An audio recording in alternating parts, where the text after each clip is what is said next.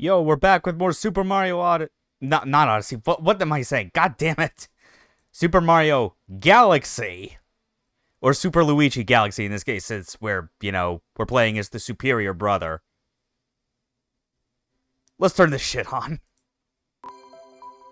Ah, look at that. 27 stars, a little over 1,000 star bits. Yeah, we're ready to keep going. Let's do this. Ugh.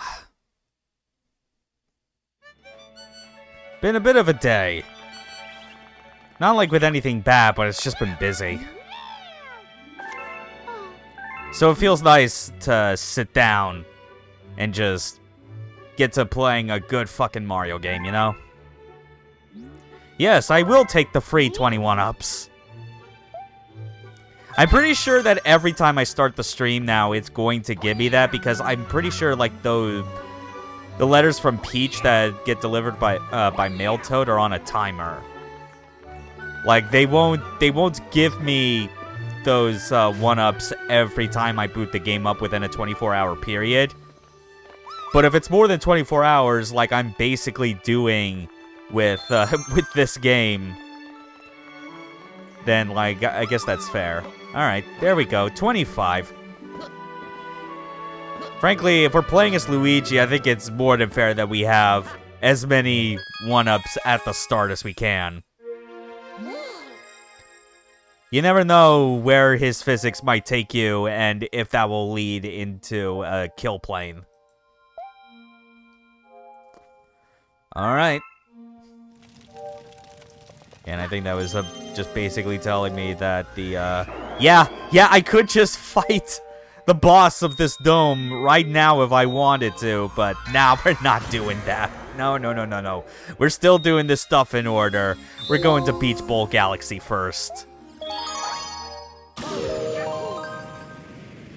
Which I'm very interested to see how this holds up for me, because I remember a similar one that shows up in Galaxy 2.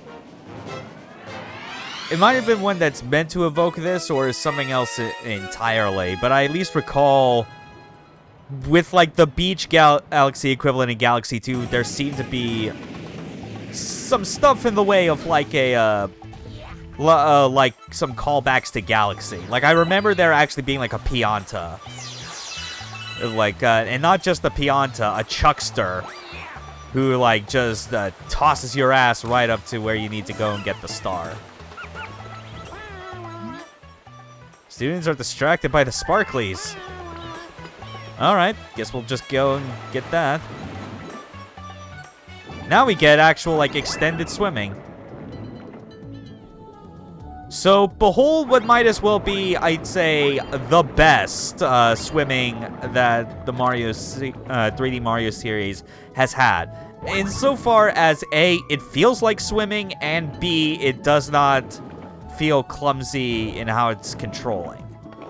I guess that's the best way I could put it, because, like, it's like that penguin said. You basically just hold A, and then you, like, alter, like, the direction you swim in with the control stick, which is a relief. I'm glad it's mapped to that and not the pointer, because that could have led to a lot of, like, imprecision with trying to navigate slowly through this. What the? Okay, I've never seen the camera get caught like that. That is bizarre. Oh, geez, I see those eels. Oh, God. Oh, boy. But yeah, it's like, it feels way more relaxing. You could just hold it instead of having to repeatedly tap like you did in Mario 64. And it's not that weird, like, completely lateral style of swimming that, like, Sunshine and Odyssey have, you know? Where it's like, forward is always forward in Sunshine. And it's just a matter of alternating between, like, A and B if you want to ascend or descend in, like, the body of water. And then with Odyssey, it basically ended up feeling more like they just turned it into how swimming basically was in the 2D Mario games, where it's basically just low gravity, regular platforming.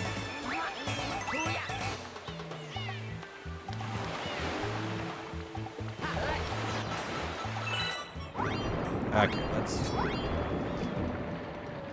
I can't remember. I want to say that there was like a... There's got to be a shell around here or something.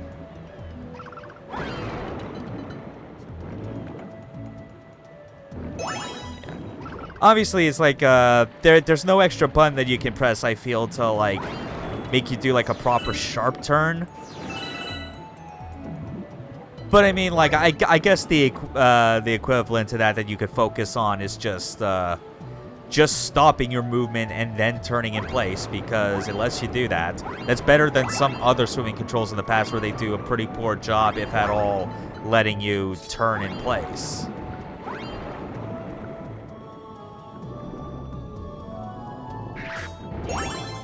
Okay, so yeah, I guess there wasn't anything there that I needed the shell for. But yeah, this is like not bad swimming. Honestly, like this is really how swimming should be if you're feeling the need to implement it into a game that's you going through 3D space.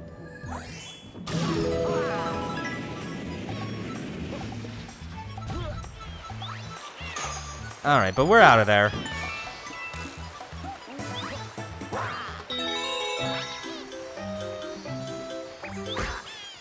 Nope. Ah, yeah. Good old classic Mario music. You know what was disappointing? Like, when I think about those? It's less the, anything to do with, like, what this game had. It's more like I think about how they reused the, Hold on. It's like I think about how they reused like the note concept in Odyssey, except when you collected the notes in that game, it didn't, like, getting them in succession didn't lead to the hold on, I'm trying to get this triple jump if I can get it. I need enough momentum.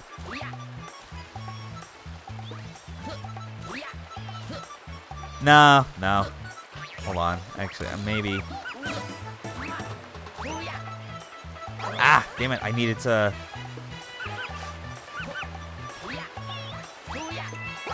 Oh, damn it. It's just not enough height. Oh, well, too bad. I tried. But yeah, it's like you collected like those similar notes in Odyssey for like moon or like coins or something else. And it's just like, it just plays like a generic, like, do-do-do-do-do-do, like, it's just increasing up in, like, octaves on like, a sequence of notes. But nothing that, like, resembles a Mario song. I always remember thinking that was, like, they missed an opportunity on that. Especially when they had a previous game that you could point to where they actually did the cooler thing. Yeah, but, so that's how it is. Oh! Yeah, again, just to reiterate what I had, like, talked about at the end of last stream once we, restored power to this side of the observatory, I'm not going to go into the library and listen to Rosalina's storybook. I'm not interested. And no one in chat's gonna be coming around, I assume, to, like, tell me that I should go there because they want to see it. So unless that happens, I'm not gonna bother. All that matters right now is that I get as many stars as possible and waste no time. Okay, Secret Galaxy time. Let's go.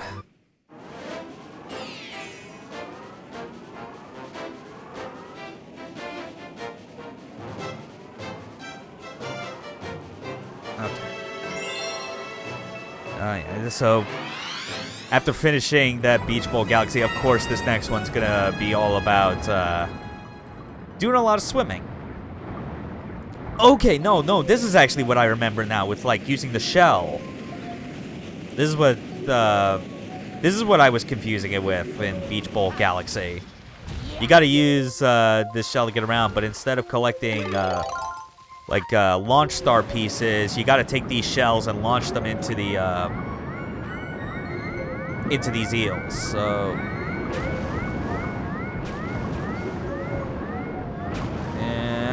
Got it! Okay.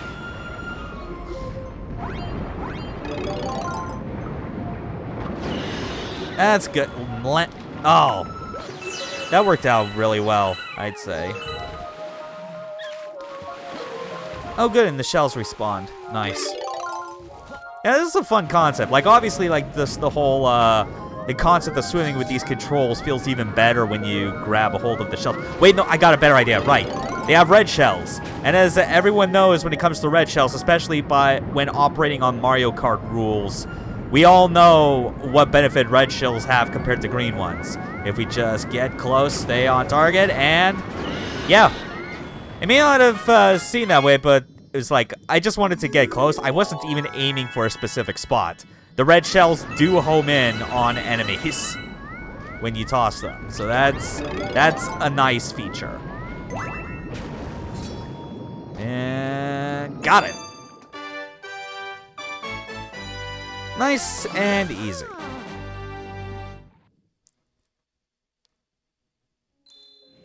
Okay.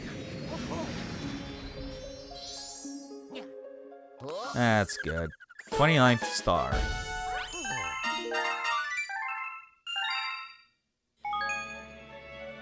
Yeah, we'll save right now. And we'll keep working up our starbid reserves until, like, the next Hungry Luma shows up. Which will obviously be for the next dome.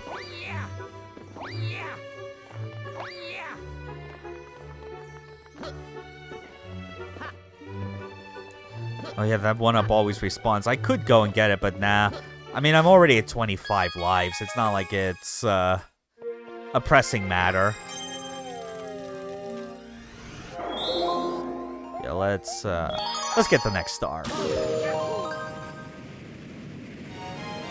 Hopefully, if I'm remembering things correctly, this is also the dome where there's a galaxy that leads us to finding another character who will eventually be joining us to the at the observatory.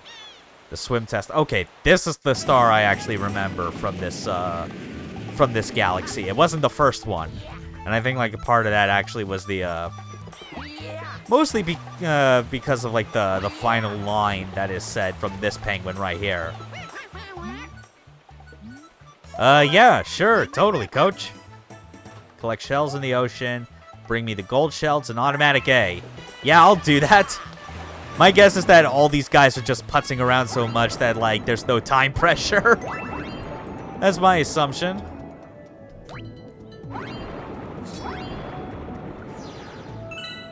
Oh yeah, one thing that's nice when swimming, but it can also be a bit of a detriment, especially when you're Luigi. You have no cooldown on, like, doing, like, these spin dashes through the water.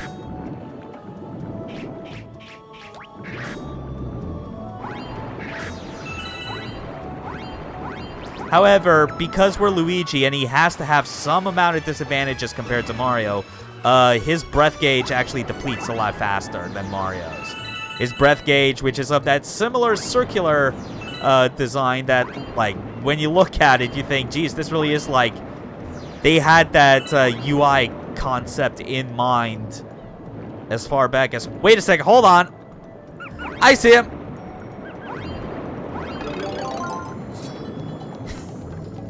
Didn't hold on to it fast enough, asshole. Come on. Okay, that's right. I forgot that's where that was. I knew you just had to explore around until you found it. I forgot that the penguin in particular has it. Anyway, I stole it from one of your students. That means I pass, right? Sweet.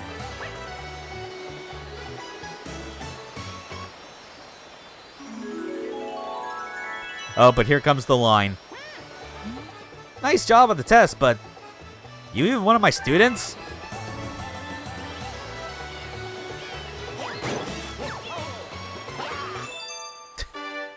Just felt like doing it. Be kind of a cheeky dick right there. Okay. Let's see now. Try mixing things up a bit. I'm gonna go to one of those, like, single-star galaxies and just get something.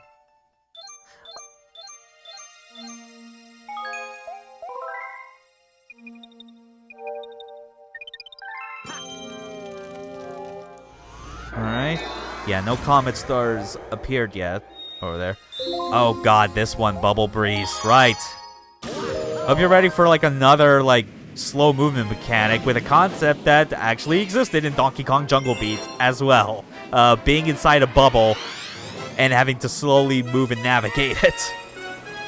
Except this one, you actually have more control over where the bubble goes because, as you'll see, the pointer is used to essentially push the bubble that you go into in the direction you want. How's it going, Cap?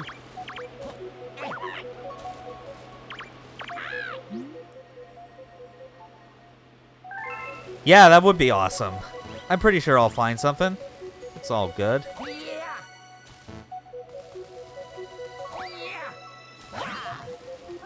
Yeah, like right over there. Okay, come on. Whatever, Philboard. Just let me... Yeah. One side. Use the pointer to blow on the other. And yeah, that's basically how it goes because it turns into like this top-down view. This is another one I forget if it was completely excised from Galaxy 2 or was still there in a majorly reduced capacity. Because I remember with this particular mechanic that like it very much felt like it had it was reused across multiple levels and stars. Because they were like, this is a new motion control concept. We need to make sure that we get the most out of it. Even though it's like, well, yeah, you did get quite a bit out of it, but maybe a bit too much. I don't know.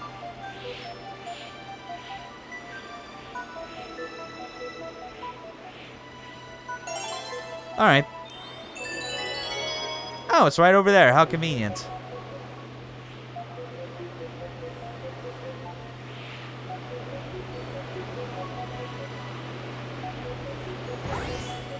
And there we go. Oh, but that's not all. We got round 2. Yeah. Yeah, it's like...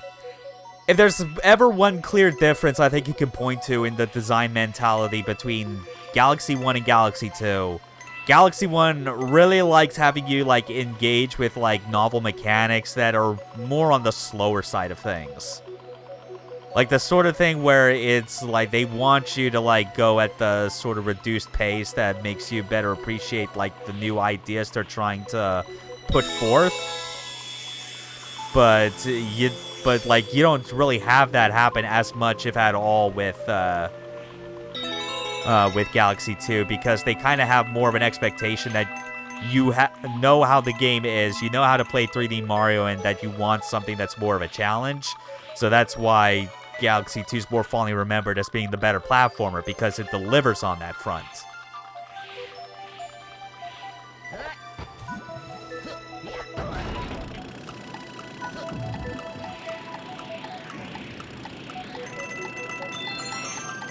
Alright. Over here.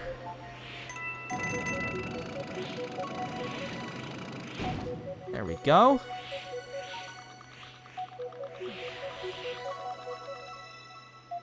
Oh yeah, that was just kind of an extra area, now that I think about it.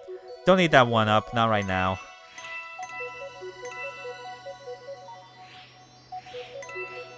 Okay.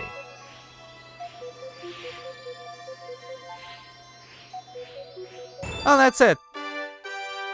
Shoot, I actually never did get to that side of the level where I'd spawned all those star bits, but whatever, it's fine.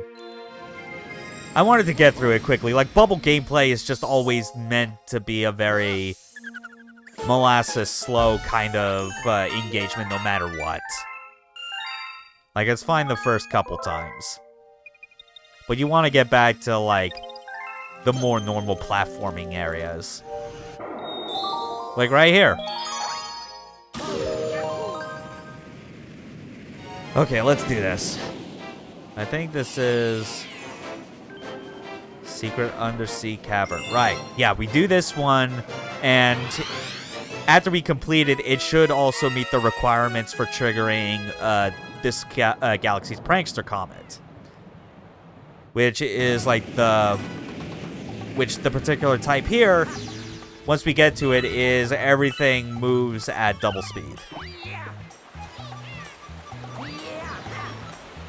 Oh yeah, we never did go on here. Oh yeah, this is a fun bit with the vines. Like, just swinging it back and forth is cool and all, but what about like swinging it in a circle? Ah, oh yeah, okay.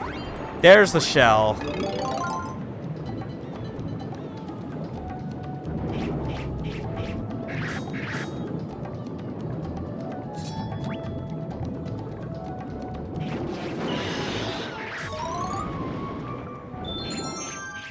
There we go. Can I? No, I can't swim in through there. Okay, never mind. Alright, let's get back up to the surface.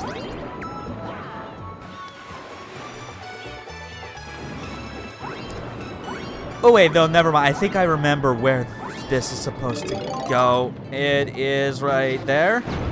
Yes.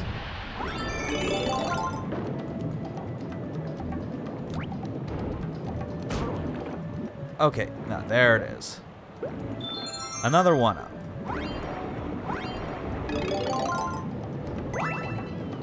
There. Now we can continue through the cave.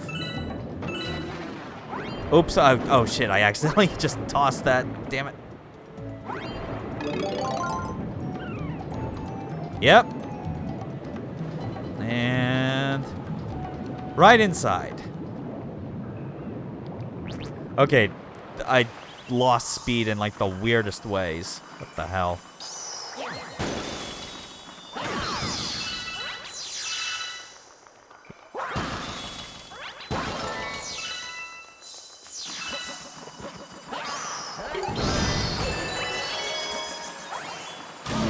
There we go. Now we're getting to the real part of this level, which is like,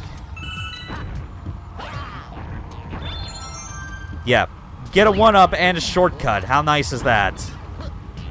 I'm assuming this is still the right way, I think. Oh, no, it wasn't. Up was the way I needed to go. Right, of course. Hey, remember those from Mario 64? Shifting Sandlands? Yeah, fun times. Yeah, I don't know if like Shifting Sandlands was the most fun in Mario. It definitely had a bit of tedium to it. I felt just because of those of the like the 100 coin stars. Oh, nailed it. Okay, let's see. Yeah, you could see with what I described about what the Prankster Comet is when we get to it, you could see why they decided to go with the double speed one. No! Oh, fuck. Like why they went with double speed for this particular section. Because you can see how you could take things like fairly slowly. So why not just give you an extra challenge of having to make you go fast?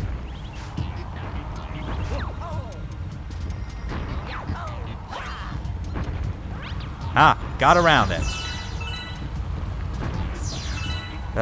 Still have to contend with like the biggest foe of all, Luigi's slipperiness. But we can do it. I'd say we're up to the challenge. We were so close anyway. I just miscalculated where I was needing to go.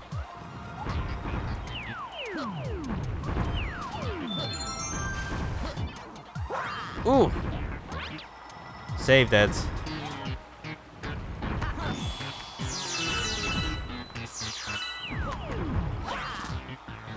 Alright. Near the end now. Yeah, going fast in something like this is certainly difficult due to Luigi's peculiar physics. But that was not really much of a problem. I'm trying to remember what the secret star for this might be, and if there's like a way I'll recognize where it is. Or maybe it's not here at all.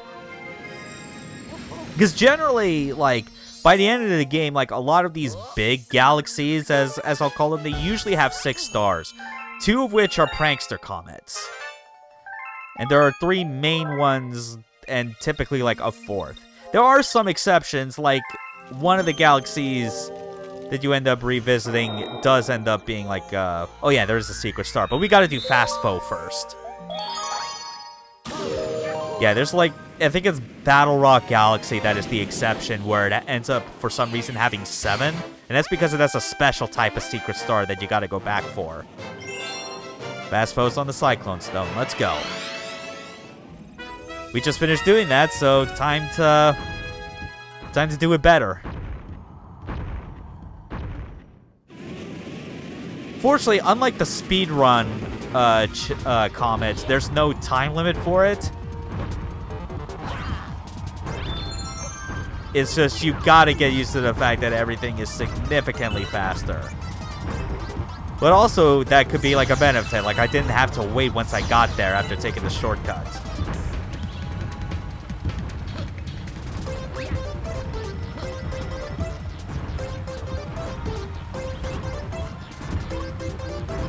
Oh, yeah.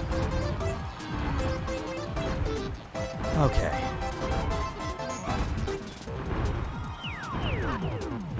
Yeah, and that's another instance where, like, waiting for that would have been painful. Same for that. Okay. Yeah, in some ways, speeding up the enemies in the game, sometimes it could be a pain. Other times it could be to your advantage.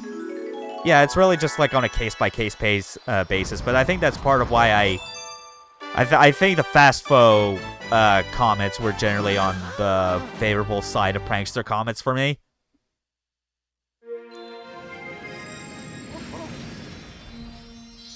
I mean, again, they all came up with these as a way of, like, remixing existing content to help fill the game out, and honestly, like, it does a better job of that remixing than I feel a lot of games do in how they try and, like, pad out their content to give a game value. All right, let's take a look. What's the secret star? Where would we get it? Is it on the 3rd?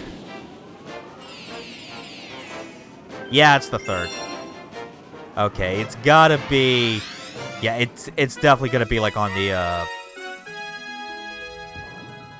secret undersea cavern. It's definitely going to be on this main part. Like, we got to make sure that we, like, go over this with a fine-tooth comb. Yeah, because it's secret undersea cavern.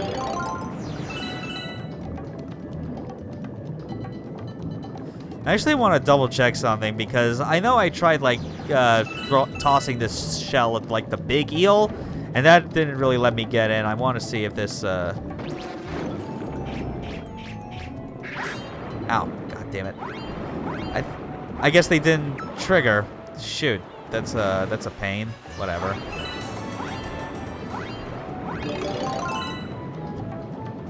Oh, wait, what's this chest?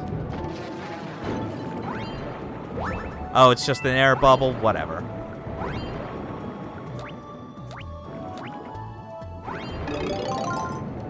Alright. So who knows? Maybe the chances are that, like, the secret star is in that cave that we have to uncover to begin with.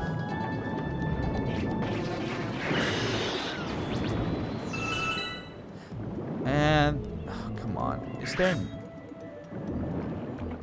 no, it's nothing. It's just a black, empty void.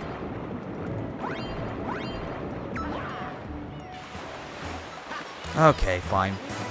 Alright, we're going back down to the cavern. We'll check there.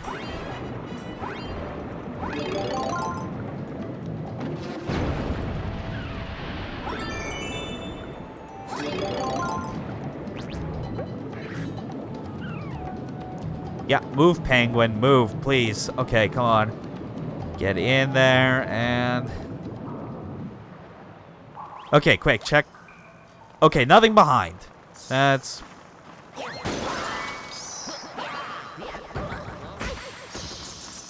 ow, god damn it.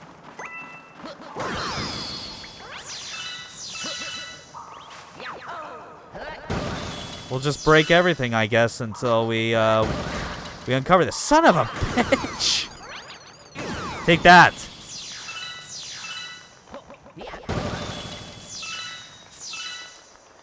Anything.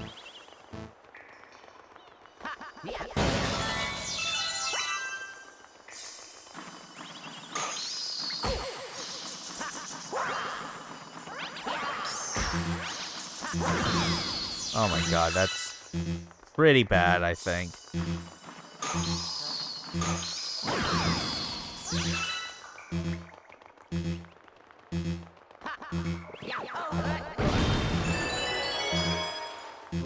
And no.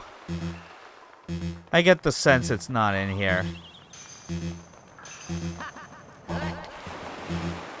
I need to go back out. Gotta look elsewhere.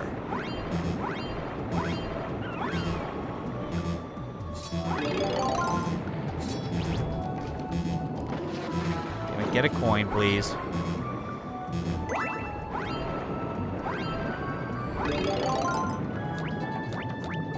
Okay, so it's not like the holes where like the eels were popping out of. Okay, so there's something else.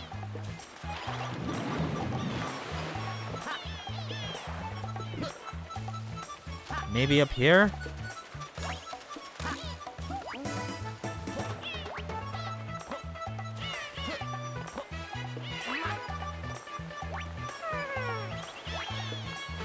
Oh, Z slows down. Wait a minute! I think we just found it.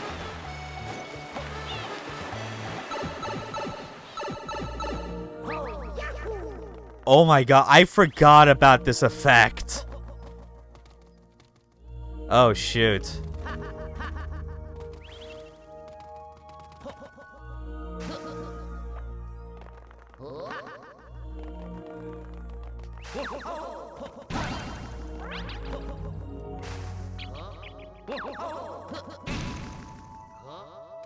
Alright. Okay, come on. No. Just stop. There we go.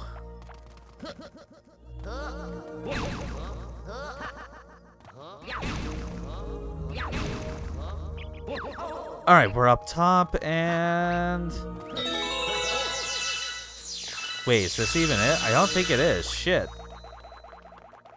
No, it's just the bonus. God damn it. Got my hopes up for nothing.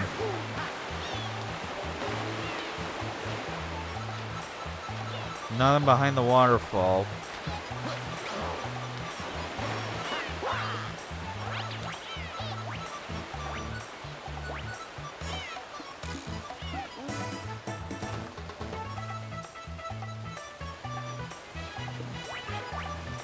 Shoot, I might actually be tempted to, like, pull up a guide, because I feel like I was pretty good about, like, knowing where to look for these secrets, these secret stars, but I am drawing an honest to God blank.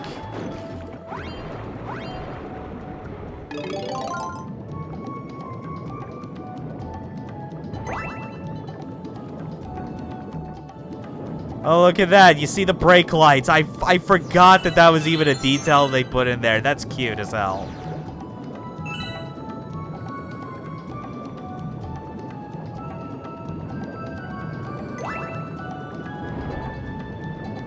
Just one last look around.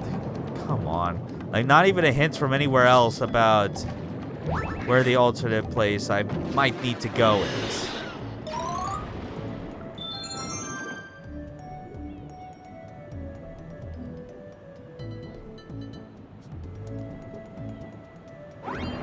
Shit, man.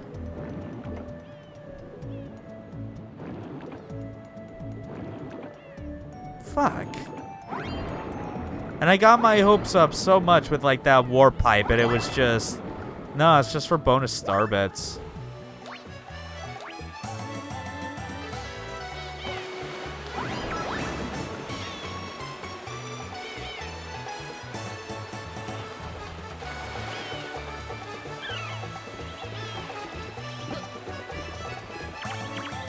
You got anything else for me? Don't break the wall with a shell, okay? I'm serious. Yeah, that's a surefire way to get people to, like, do that sort of thing, I guess. I swear I'm gonna figure this out. I have to. Like, what the hell?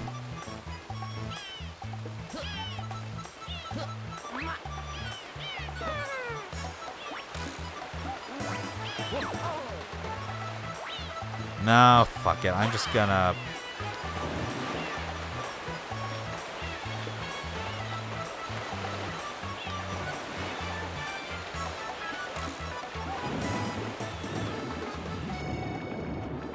Yeah, I really cannot see where there might be, like, another secret underwater cave besides this one.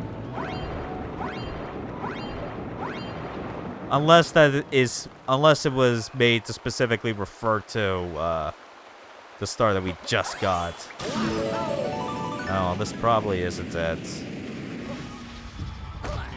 You know, actually, screw it. We can handle that one later. Alright, fine. Sorry about that. That felt like a terrible waste of time on my part. There it is, Ghostly Galaxy. This is where we're gonna meet that special someone. Normally, when you play through this game as Mario, you do come across Luigi as an NPC, and he is in here. When you're playing as Luigi, this fact has not changed. We have to rescue ourselves. And the best part is, again, they know that what is going on here is ridiculous, so they have the text changed to acknowledge it. They took advantage of their own laziness and it produced something even better.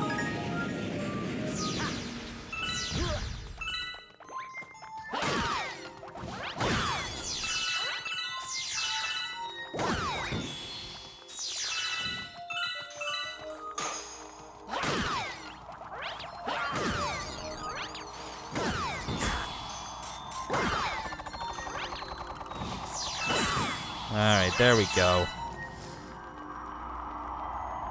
This is a cool bit of gravity change that I must admit.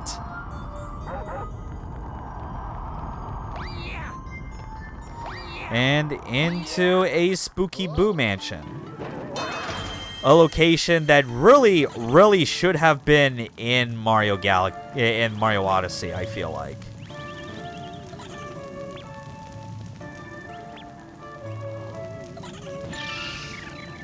Yep, they are weak to light.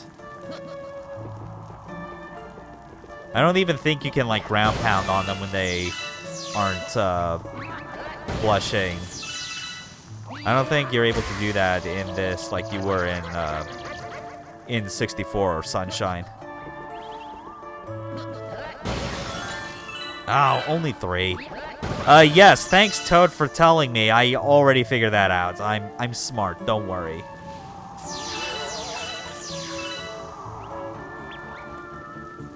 Oh, and he's got the key, yeah. Yeah, another thing that feels kind of a bit unnecessarily slow in this regard. Yeah, but look at us. Look at us as Luigi, who is supposed to be canonically afraid of ghosts. He's got no fear right now, because he's in the hands of the player.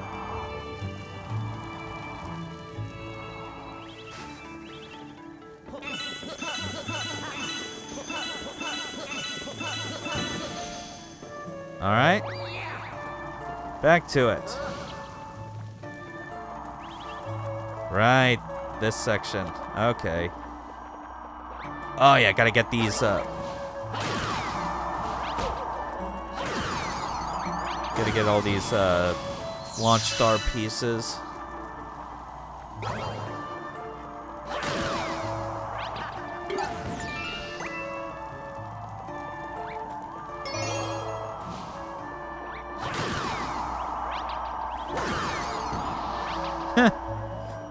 And then the Goomba ceased to exist as it fell into a black hole. Ah, crap. Come on, get over here. Alright, that works. Nice! Hit him a second time at the end of the spin because of the rebound. That was dope.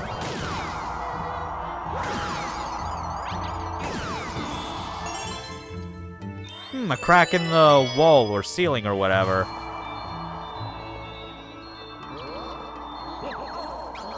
Ah, come on.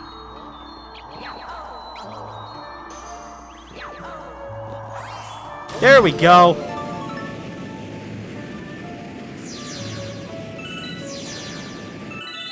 Going to pick up all these star bits. Hey, look who's over here.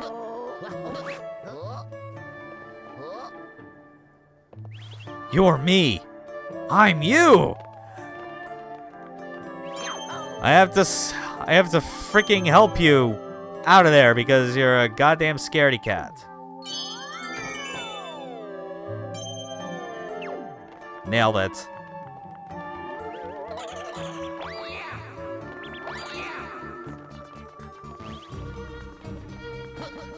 Oh, but here's a new power-up, one that's pretty novel for this.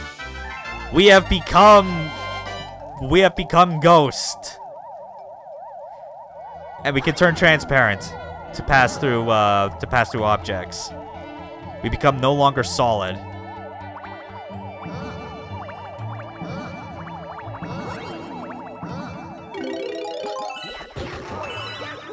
There we go. Are you me? Is that really how you think it works, Luigi?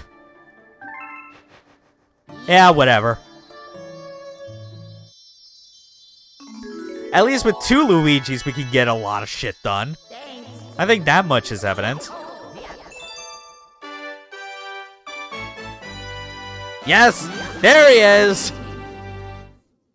For some stars where Luigi is present, he will absolutely, like, insert himself into your Starget animation. It's pretty great. Luigi's great in this game, both playable and non-playable. Mom. Welcome back. Look. Yeah, I can see your twin from here. Ah, you noticed as well. I guess you don't have any explanation for that, considering that you're a almost omnipresent, like, overseer of the cosmos. Who cares? This game's silly like that, as far as, like, it just having weird things and not stressing about the details of it. Hey there. Looking for power stars, right? Think you missed one in the good egg. I'll write you a letter if I find it. Yeah, that's a hint right there. That's how we get the secret star for Good Egg Galaxy. It requires him, while we're off doing other stuff, or just simply, I think, turning off the game for a set amount of time, and then returning to it. That's when we get a letter from Mailtoad that Luigi sends, the other Luigi, saying, "Hey, I found the star, but I'm stuck here. Please help," because he's still kind of a coward at this point. Kind of a bumbling oaf.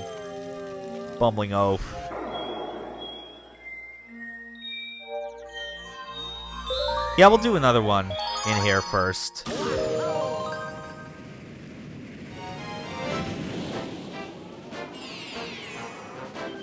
Very spooky sprint. All right. Okay. Oh, this one. Shoot. Oh, it's a pole star race, because this game loves to use pole stars way more than its own sequel.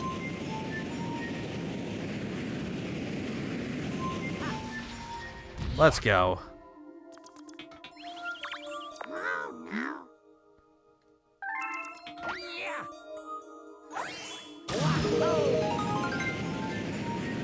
And we're back.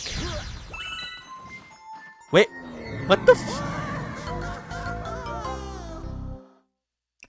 I can't believe I just did that. I can't believe I just turned around and walked off the edge like a dumbass.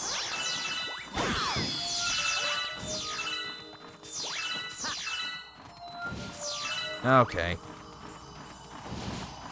Oh, wait. Oh, no. That's right. I think if I want to, I could just do, like, the secret star right now. Get it out of the way.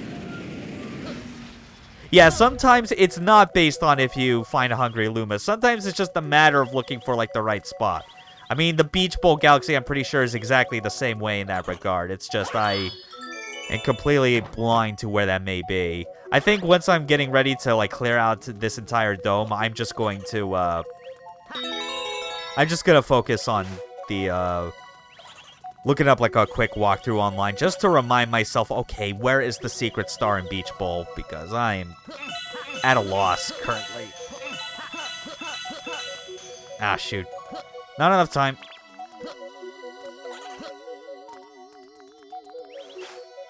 This is a cool gimmick, and it's one that, like, definitely fits in, I think, in the spirit of, like, what the team would end up doing when they were making Galaxy 2, you know? God, these narrow platforms are such a nightmare. With Luigi, and just, like, him always skidding to a stop instead of stopping right on a dime.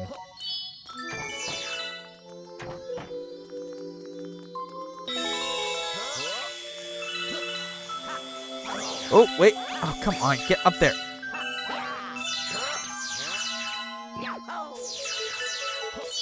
Yeah, this is like a cool way how they like work all this stuff in. Like, especially with like just the getting the keys there. The start. It's pretty good. You even got to see the one-up in advance. That's pretty cool.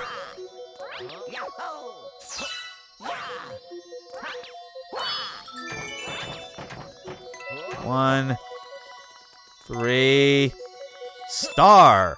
Nice. That's a good one. Yeah, that's a good star. That's a nice challenge. Has a good gimmick. The sort of thing that just reminds you, hey, they doubled down on these type of challenges for Galaxy 2, and it was all for the better. Matter Splatter Mansion. Good name. I think, yep, Mail Toad. Alright. And we know how to easily skip to that spot.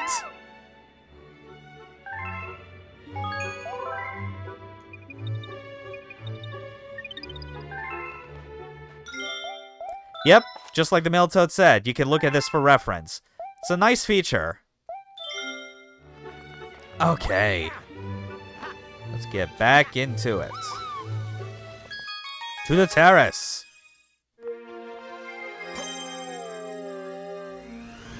And I think... Okay, well, no, obviously, like, this dome is not 100% complete yet because we haven't unlocked the conditions for, like, the second Prankster Comet type for all these galaxies. Yep. Here we go. And then, of course, like, the nice thing is that you can watch the flyby of you going into the galaxy from above, but you can also just skip that if you're doing replays, which I appreciate. Ah, damn it. I do appreciate Luigi spinning as well whenever you do this. Ta-da! Thanks. And yes, you could rely on yourself. Glad you didn't drop it. God. Nintendo really loves the idea of having your side characters being just a bunch of lovable yet useless cowards. Like Luigi, the Toad Brigade. I mean, it's primarily those in this game, if we're being honest. The Lumas are fine doing what they need to, which is either giving you directions or asking you to feed them more. And then Rosalina is Rosalina. She's just cool. Let's check in with our other self. I want to say that we've also met the conditions for him to talk about another star. But if I don't give my all, which is in green, I'm pretty sure if it's like, maybe it's supposed to I forget what he says, like, if you're playing as Mario in this case, if he's referring to you, or if because you are playing as him, he is saying I in reference to you as well as him, because he's getting a bit of an ego trip knowing that he has a more competent identical clone version of himself. The more you think about these things in the Mario games, like, the more you go down an ever increasingly deep rabbit hole. It's kind of ridiculous. Buoy base. Oh, okay, here we go.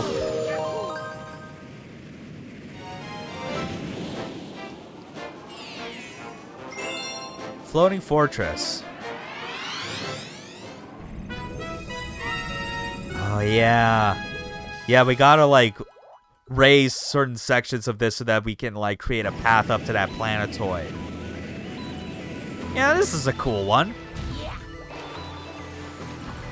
Yeah, these galaxies, as you go deeper into the game, definitely become more and more interesting compared to what I remember. But I think that's just entirely because, like, the memory of how improved, like, Galaxy 2's levels were just supplants everything so freaking hard.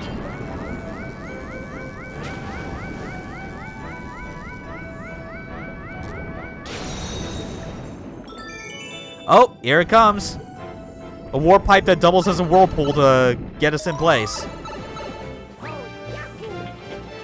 And we're on the underside. Like this, yeah, that's neat.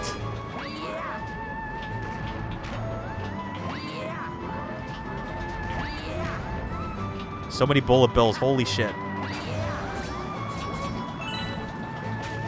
Ah, crap. Come on. Oh, fuck, okay.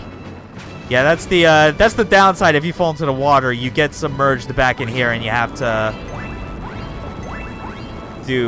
go through here again. Yeah, I really do like how practical, like, the little spin motion control shake is when swimming, because it's not just a boost of speed, but it also creates like a personal field around you that, like, attracts nearby coins.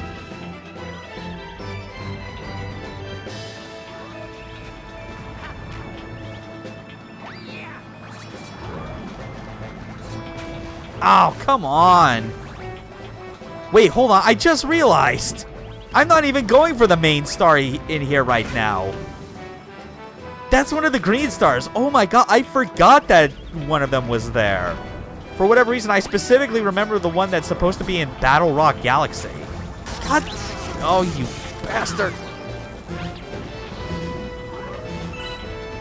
Wait, what am I even doing? I could just stand out here and do this. I think.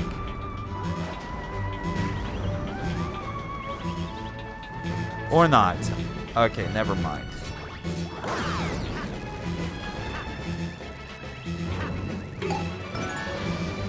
Yeah, I need that coin for safety. That is getting a bit close. God. Okay, I forgot definitely how a bit tough to line up this bit was.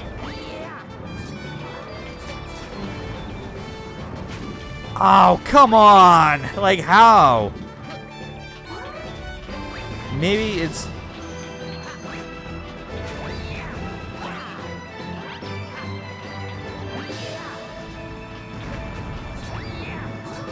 Yes, okay, this is what I needed. I just needed to get one in isolation, not two at the same time. That's better. Alright, so we got one of the green stars without even intending to. That's pretty good. Of note about these particular colored stars, there are 3 of them in the game. And I'm pretty sure the game is going to explain what their purpose is right now, because I could otherwise explain it, I think, even faster than them. But whatever. Let's just see what they have. Yeah? Yeah, basically what that does is that once you get all 3... you get a green launch star that launches you to a small planetoid where, from there, it branches off into 3 different green Lumas, or launch stars, I guess. Well, they're both. And then they launch you into a different bonus galaxy that is all based on, like, 3 different types of gimmicks. I think it's... I think the 3 of them are ones that are, like, it's the manta ray surfing, the ball rolling, and the bubble. I think those are the ones. It's been a while, because I know... Oh, it feels like that there's, like, a lot of these sort of gimmicks, but... Yeah, it's whatever.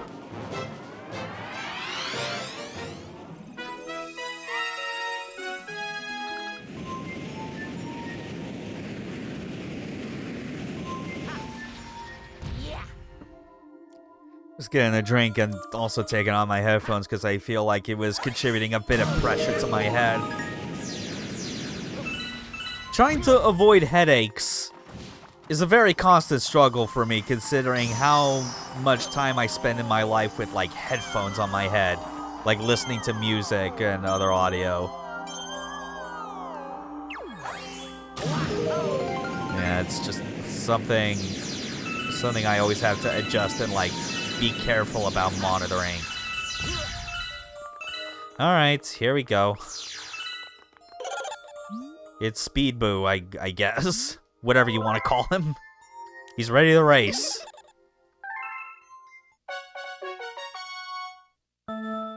Luigi ain't afraid of no ghost. At least this Luigi isn't.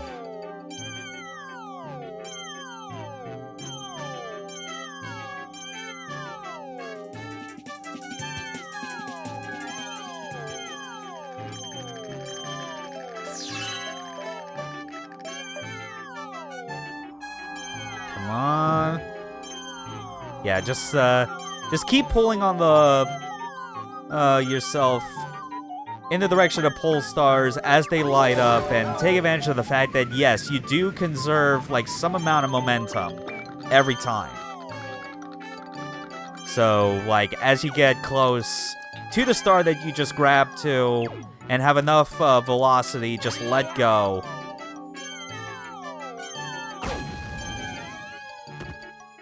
Oh, god damn it.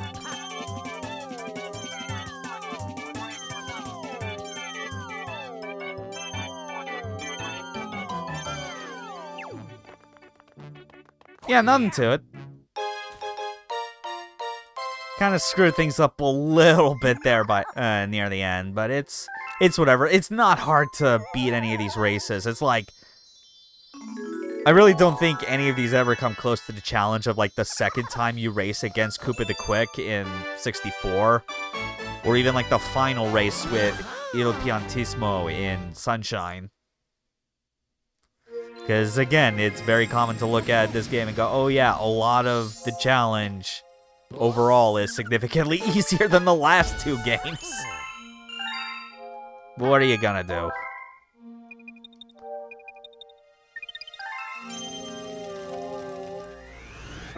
Man, 38 stars. We're getting there.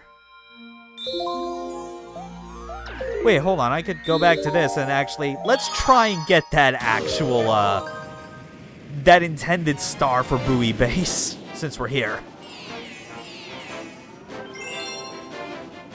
God, but that's still what I like. I always still like with this episode structure for the games, like having moments where you could do things out of the intended sequence because you were exploratory enough to like discover like a different path.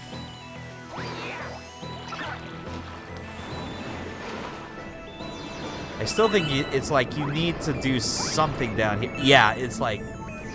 Yeah, there's a torpedo, so I have to get it to follow me into...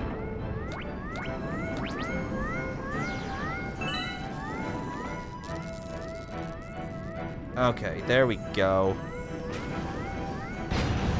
Got it! And now that part of the level is raised. We can finally climb up it for real. Just gotta make it up there in time that we do not take damage and drown. Oh yeah. It's never not satisfying when playing this game where it's like, if there is a star bit on screen, regardless of distance, you can pick it up with your pointer just by moving it over that.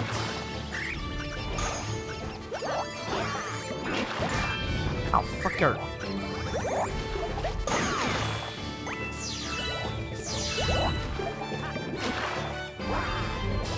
Oh, shit.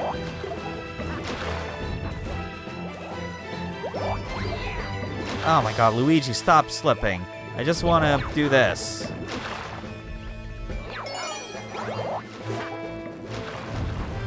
Ah, damn it, whatever. Fine, I'll go around this way, the long way. It's like you intend. Who knows? There might be another piece.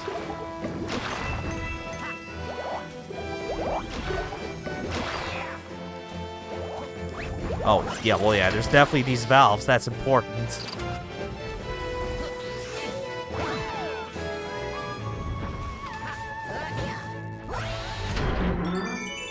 And now it's spinning. Yeah, that was definitely an important thing to do. Oh, hold on. Just want to do that.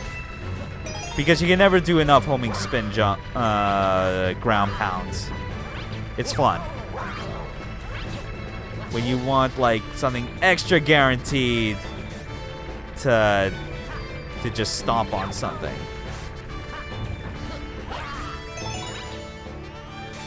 Hopefully I didn't.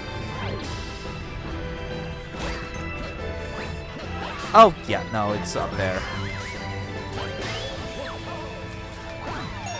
Got it. And just pull ourselves up.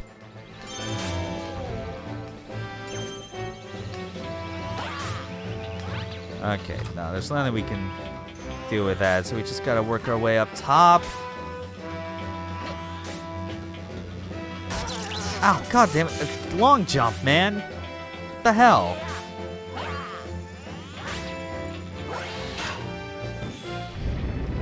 And this is cool. You still got like this body of water that is like a half of a sphere due to the way the gravity of the planetoid is. It looks cool. And there we go. Buoy base, all done. Don't have to worry about it anymore.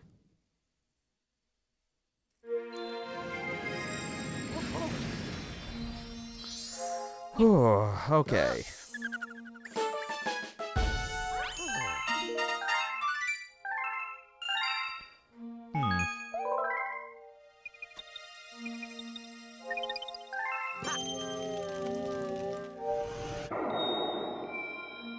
Alright, we'll go back here. Let's wrap this up. Do the third star, and then hopefully the comet will spawn immediately after. And we can take on Bowser. Yeah, Bouldergeist. This is another boss I vividly remember primarily for its prankster comet, because of course, based on what I am implying, it is absolutely a Daredevil Comet that we're going to be doing after this. I remember it taking me a long damn while to beat the Comet version of that boss, especially as Luigi when I was a kid. It might go a lot easier for me now. Who knows?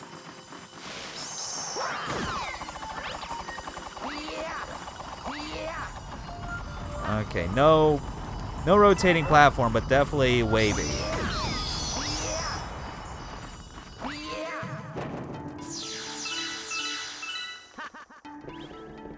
A black boo, though. That's definitely something. What do you got? Bomb boos. Right, I forgot.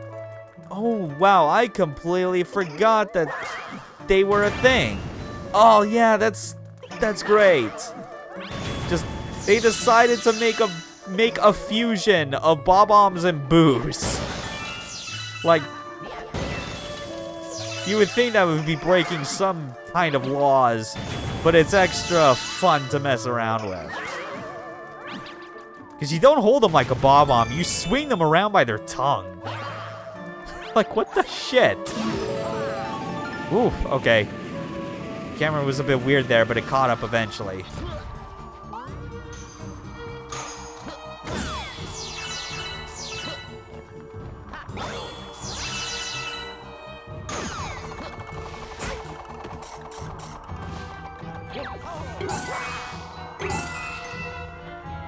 Now we got this climb. Oh, fuck. That was a badly timed spin in midair, so,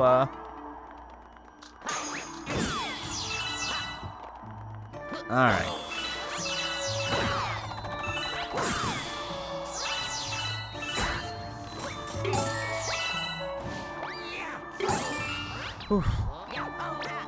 There we go.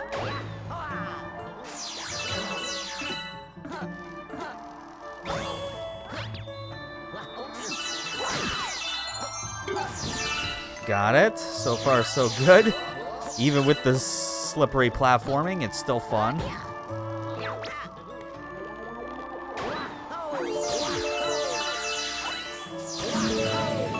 Yeah, let's just hurry and get to the end. Alright, gotta get the pole stars from this.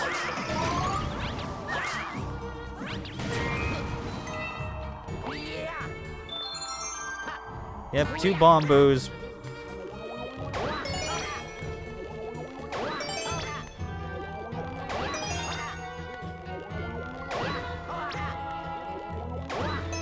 Oh! No, no, no, no, no, no, no, no, no, no, no, no, no. You are not dying on me, buddy. No, no, sir. Oh, that was a good save. Holy shit.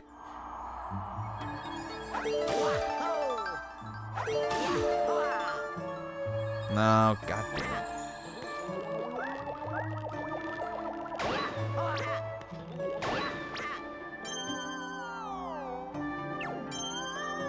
No, no, let me in. Let me in. Please. Okay, this is definitely a weird way of doing this, I guess. Oh wow, I forgot that was even possible. Not the most elegant way to go through that, or even how they intended. Although this one's cool, with like the inner core being a bouncy surface. Okay, I think this shop Luma accepts. Yeah, accepts star bits. Yeah. All right, give me that shroom.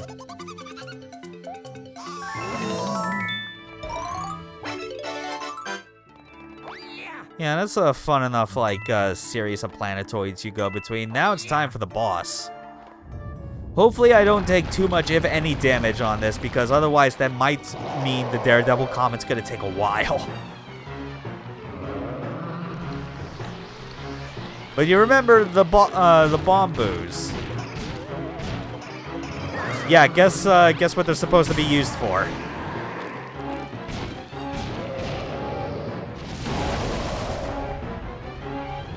Yeah, with all like the different types of attacks and just the need to constantly be on the move, you can absolutely understand why this would have taken me a long time to get right. Because those rocks he leave behind will actually count as things that the Bombu blows up. So it's effectively trying to like protect himself. No. Oh.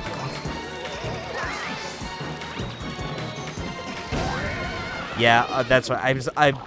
I shouldn't have tried to chase after it to spin attack it, because its hitbox is still gonna hurt me. I need to use the Bombos. And now he's turned into Andross, the typical Andross boss format.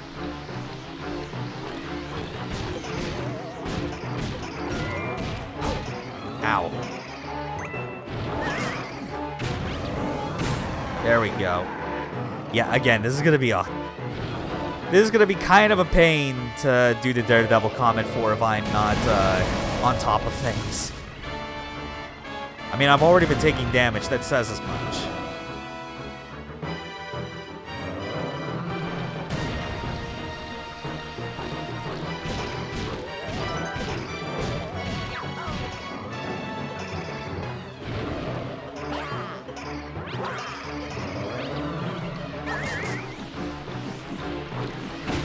There we go. Okay.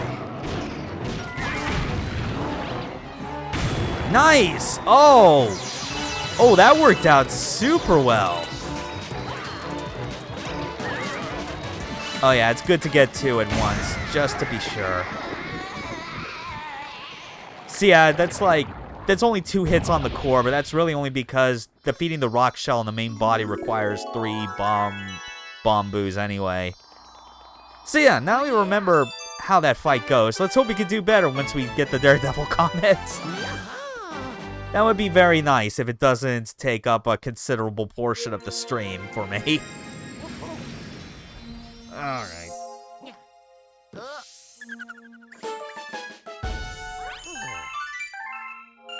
Whew. New chapter, I do not care. We are going back into it. Is it? Yes, it is. Daredevil Comet. Okay, time to rip off the band-aid. Let's get this done. Ugh. Oh yeah, and after this, I should also look up a guide online just to remind myself what is the secret star for Beach Bowl Galaxy, because I really cannot think of where else I would need to look. I thought I looked through everywhere.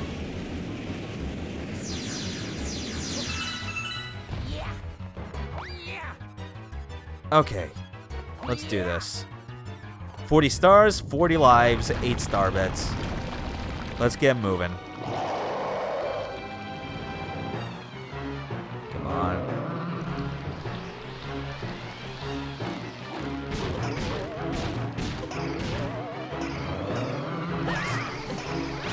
Oh, damn it, I forgot about that. Shit. You really need them close enough for it to matter. If you want to catch both of them in one go. It's there. Okay, good.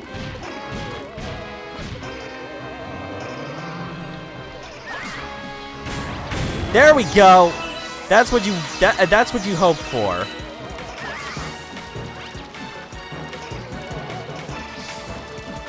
Oh, come on. There we go. That lined up properly. Let's keep focused. I'm gonna shut up. This is the second phase. It's gonna be a bit more challenging.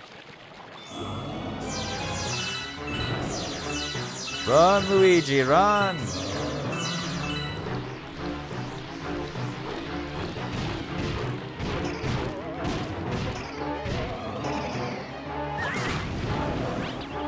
Oof! Oh, that was so close. I almost ran into his fist. What the hell?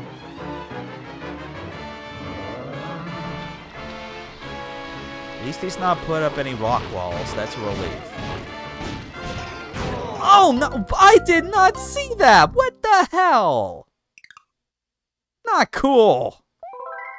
God damn it, I have to do it all over. What the hell?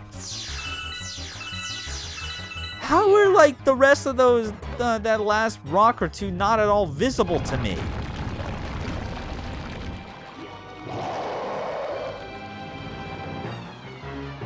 Alright. Doing this again.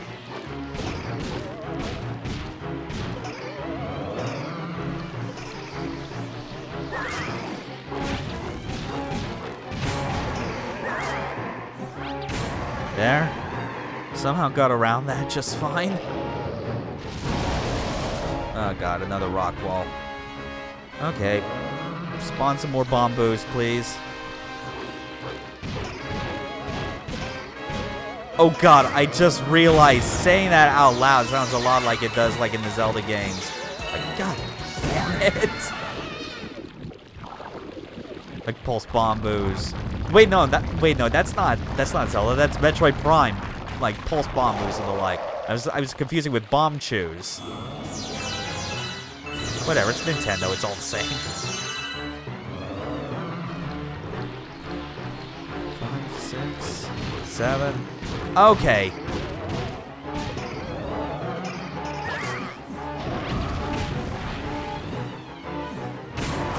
Oh, come on! No! Ugh. We're gonna be here all night, folks. Yeah, I'm getting memories again. This was my most hated Daredevil Comet. Just so, like, it's a cool enough fight. Like, I love the Bombu gimmick, but man, it's got so many ways it can go wrong in just taking damage from the slightest thing.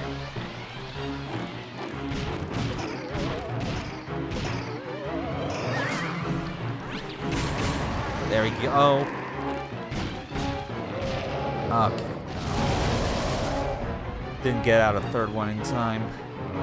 At least, like, the first phase, I'm good at, like, getting it consistently. It's just the second where you gotta worry about the hands blocking everything.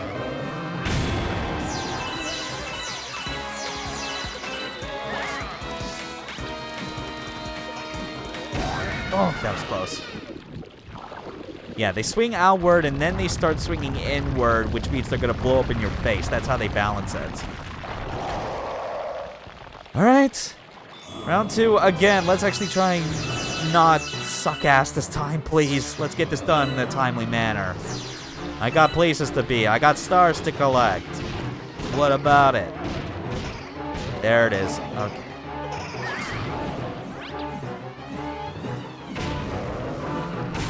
Ooh, got it. Okay. Okay, that's one hit to the main body. Oof. Shoot. Is it close? Please spawn more rocks, more booze. Thank you. 3, 4, 5, 6, 7. Right, okay, yeah. Now I see what I was getting wrong before. He spawned 7 rocks. The problem is that you lose track. Like the rocks start shooting after the 6th one is summoned. That's the problem, and why I ended up getting a rock to the face that one time. Okay, please, just more. 4, 5, 6, and 7.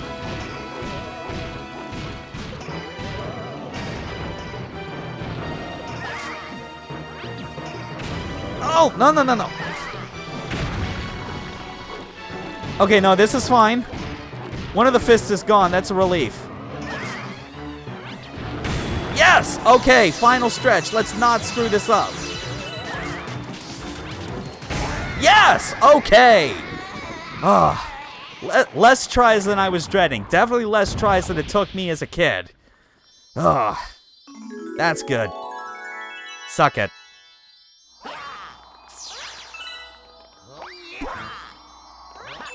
All right. And now while I'm transitioning, let's pull up old trusty game facts.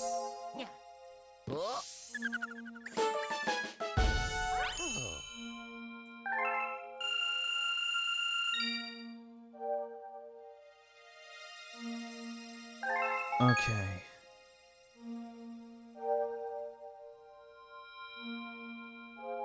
Oh, okay. I think I got...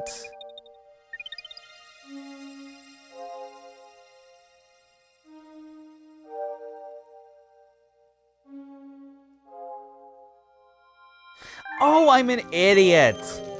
I should have suspected that was the case. God damn it! Okay, no, we're heading back. I know what we need for the secret star now. I got it. I was an idiot. I should have been more thorough by actually opening up every single chest I came across, including the one that I saw that was above water. Let's go.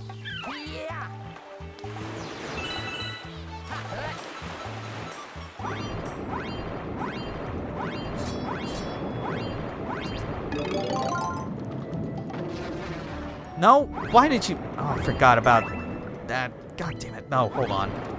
Get another shell, please.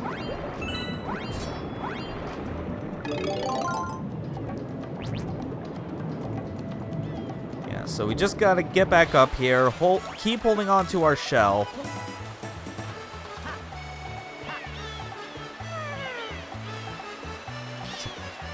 I really do feel stupid for not realizing that this was what I needed to look for. Ta-da! Launch star.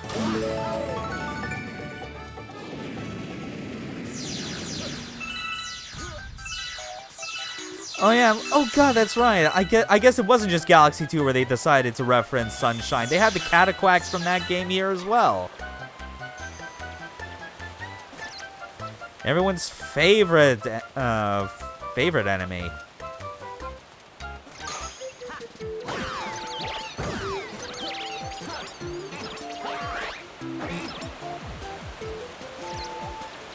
Come on. Oh, wait. Of course, I gotta get up to that, coin. Which I don't even need that for, because Luigi got that extra high triple jump, boyo. Yep. Now this is a cool power-up.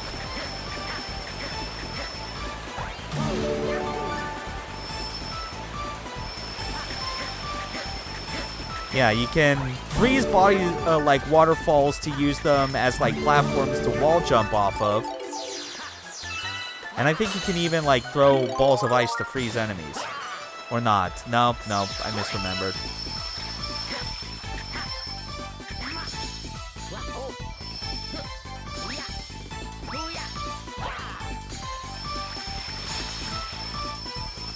Hold on. I want to try something. Because I know what they're wanting me to do. They want me to use that stupid Cataquack, but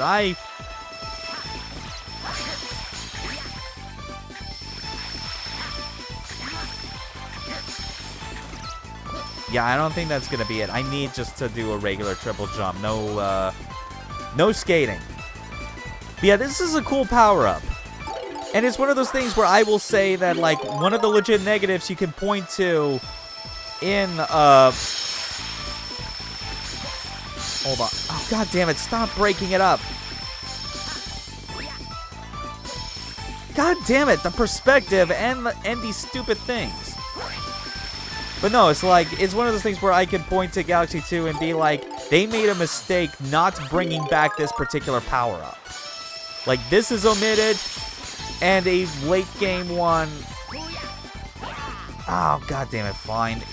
I'll do... Shit. Okay, I forgot that, like, I think what they wanted you to do with this was kind of obnoxious. Ooh, no.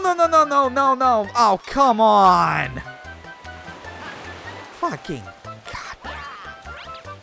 Yeah, they want you to lure the Cataquack across, like, the path of ice and then use it to launch yourself, because that's what they were trying to teach you at this bottom part, but I circumvented it because I'm Luigi, goddammit, I don't need it.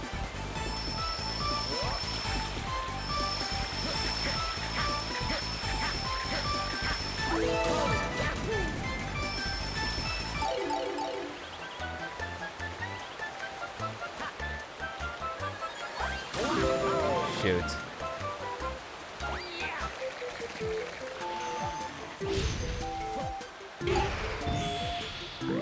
Oh well, we got another one. Let's go. Still, it's a really cool power-up, especially just because of like the core interaction that it has, which is you freezing bodies of water just by moving into it, and you can skate on top of it. Like, that's cool.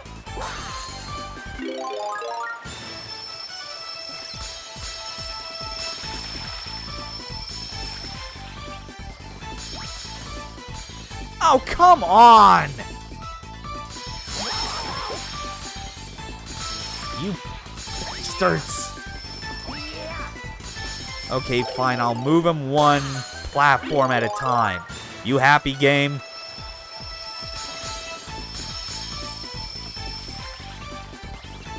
Oh, fuck off. Please, just stop!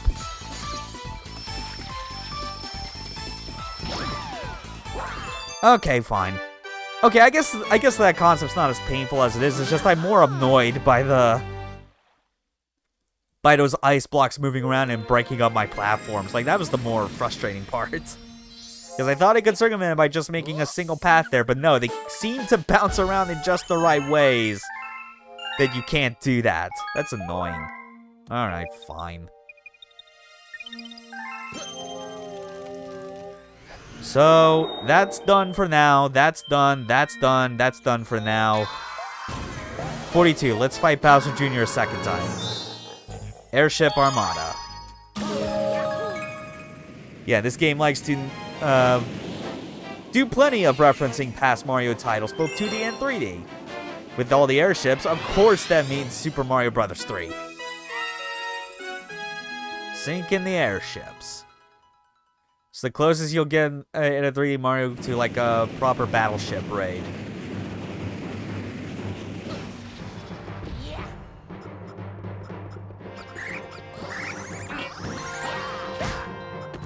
Asshole. Yeah, whatever.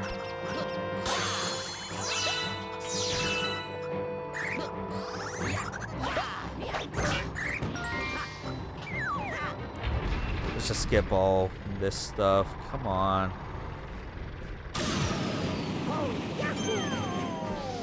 Yeah, and a pole star for safety.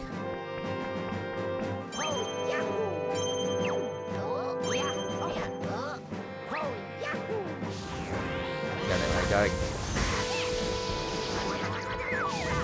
and launch. Ooh, that was close.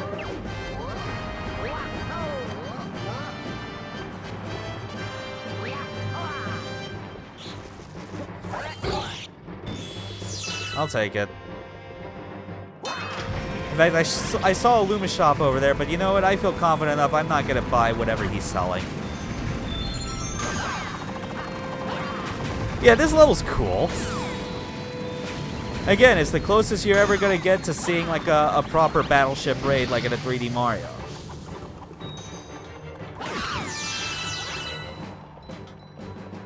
There we go. Refilled. Okay, Junior. What you got? Wait, why did it get... What the fuck happened? Oh, god damn it, I'm an idiot. I pressed the wrong button. Oh my emails. Shit.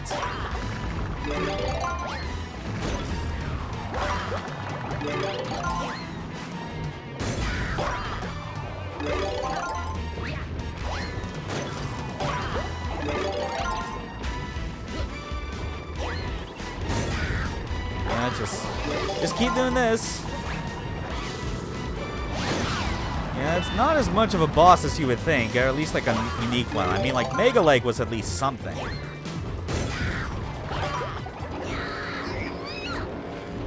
I mean, like this bit's I feel is more here just for like the set dressing of it all.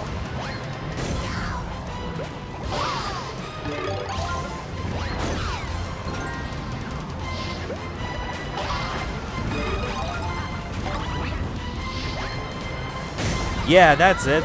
Luigi's not afraid. He really isn't. At least he wasn't in Mario Tennis. Just thinking again about like that game's opening video. And just Charles Martinet as a deep-voiced Luigi just going, Luigi's not afraid. As he just shrugs off Waluigi's pathetic attempts to intimidate him.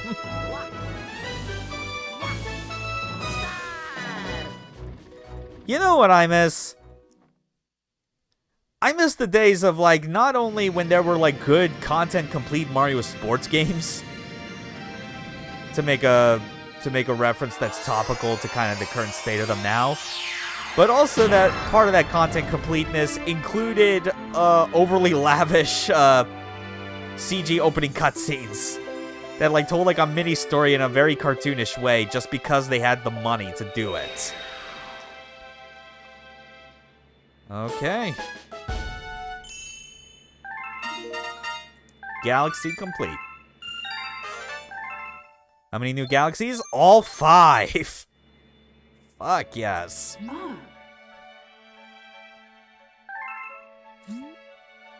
Once the engine room's on the upper level has power, then the whole thing's working again. Sweet. The center of the universe, which give or take 50 feet on that one. Oh wait, hold on. You got a letter? Oh yeah, this one.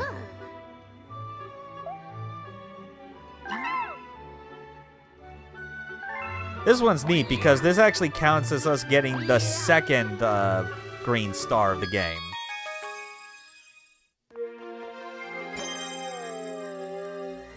Wait, no, this isn't the one. I completely forgot. This was the wrong dome. Never mind. I gotta go back. Gotta go back. God, I'm still feeling embarrassed about the fact that I just had, like, the overlay just zoom into the top left corner. I really hope I didn't leave it that way for long. Oh, well. It's whatever. I don't think there was, like, that much of notes going on as I was trying to get through it. Yeah, see, look at that. Green question mark. The green isn't for Luigi. It's green because it's a green star.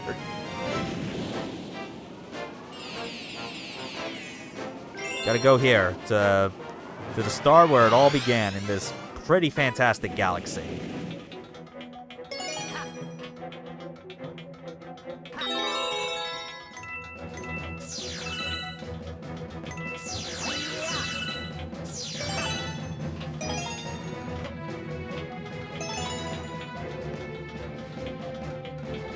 A nice thing, too, as well, when you're going through, like, some of these stars again, is how they keep track of, like, the launch stars you've actually used and giving you, like, a side trail that tells you, like, where they go. Which is really nice, especially on, like, certain... Like, if you're trying to do, like, a hunt for, like, certain stars.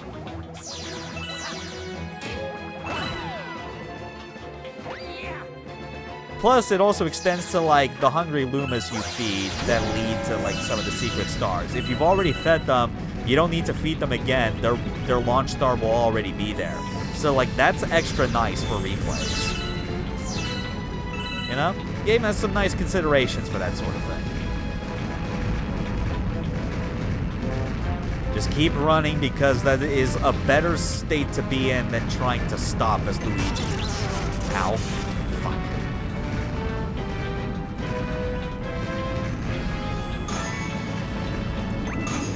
Got it.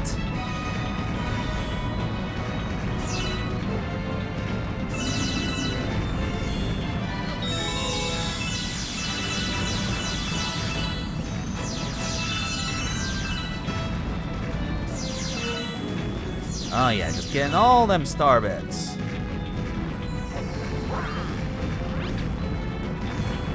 It's funny whenever you watch a speedrun it gets to this section because it's effectively an auto-scroller, but because this game is known for like its constant changing of gravity, that just leads to the runners always doing like some hilarious manipulation of the game's gravity and physics just to pass the time.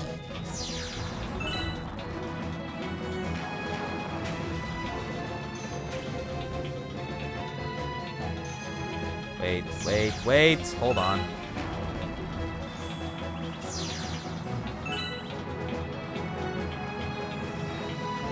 Alright, to the underside. Got it! Sup, me?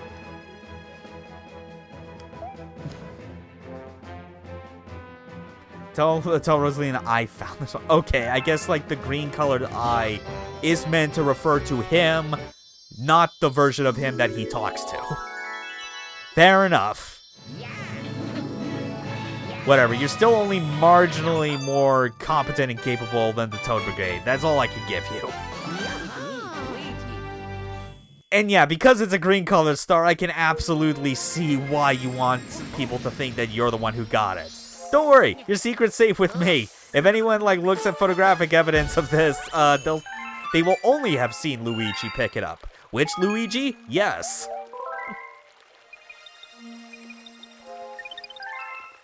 Alright, enough talk about, like, the duplicates of oneself and, like, what sort of repercussions that has. Let's get to the next dome.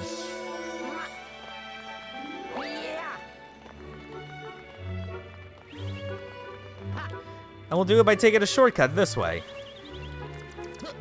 This at least is kind of neat as far as, like, giving you not just, like, one sole way that you have to go about getting to each of these domes, but it's still a lot less interesting space to mess around with than I'd like, you know? Like, Delfino Plaza is still the best in that regard.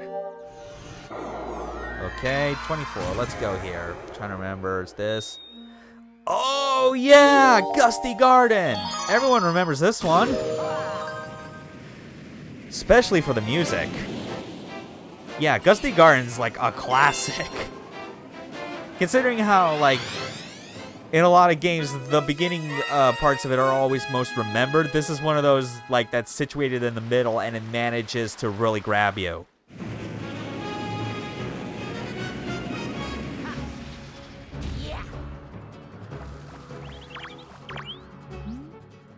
Floaty Fluff, you can shake to fly higher, but it only does it 3 times. Sure, alright. Yeah, God, just listen to this theme. Like, more than the theme that's played in the Good 8 Galaxy, I'd say people most associate this as being the Mario Galaxy thing.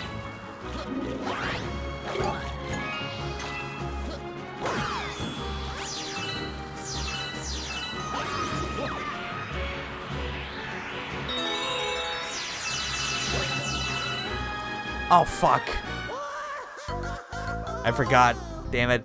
I was too busy trying to grab the star bits first before realizing, no, I should have been shaking to get more air. God damn it. Okay, hold on.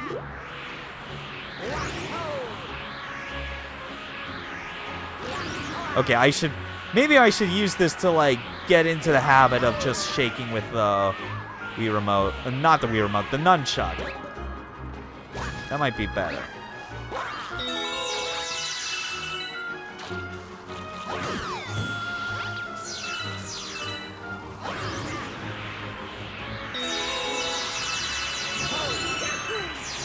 There we go. That's better. That's better. Yeah. God, this galaxy's so good.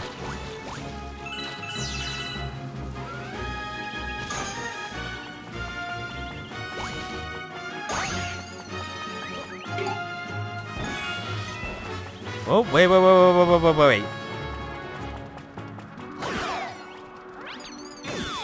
Yeah, oh yeah, that's a little like coin purse type enemy, but instead of coins, it's star bits.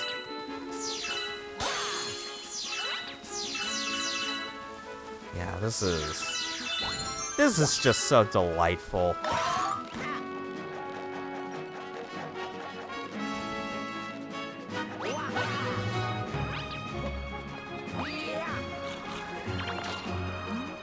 Get lost? Try going to the other side of the planet. Yeah.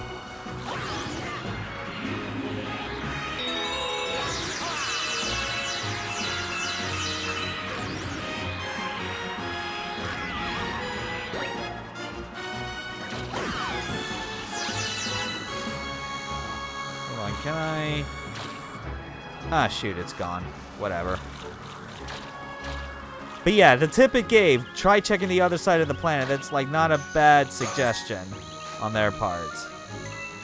Always look around.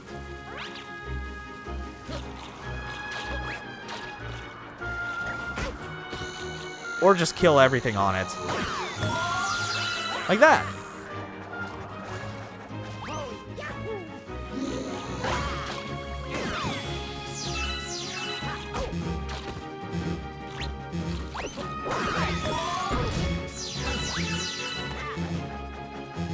Okay, please don't die. Actually, I kind of need to... Thank you. Fuck. Damn it.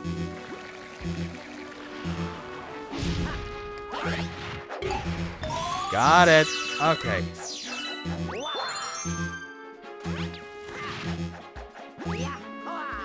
Nothing there. Whatever. It's...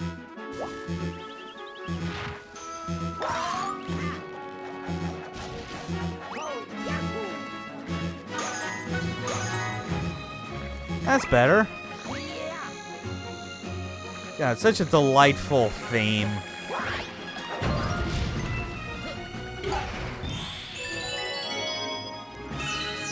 You know, just hopping from planetoid to planetoid with like inspiring music, fun little challenges here and there.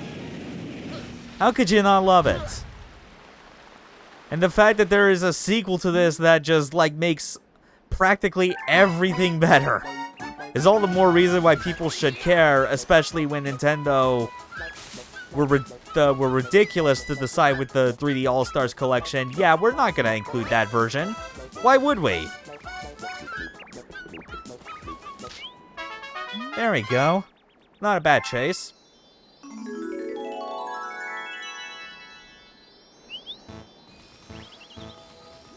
Yeah, wait, next time? Yeah, whatever.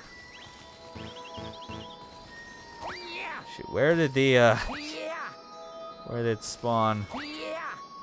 Oh, there it is, duh. It was actually in front of me. That's all good, I guess. Ah.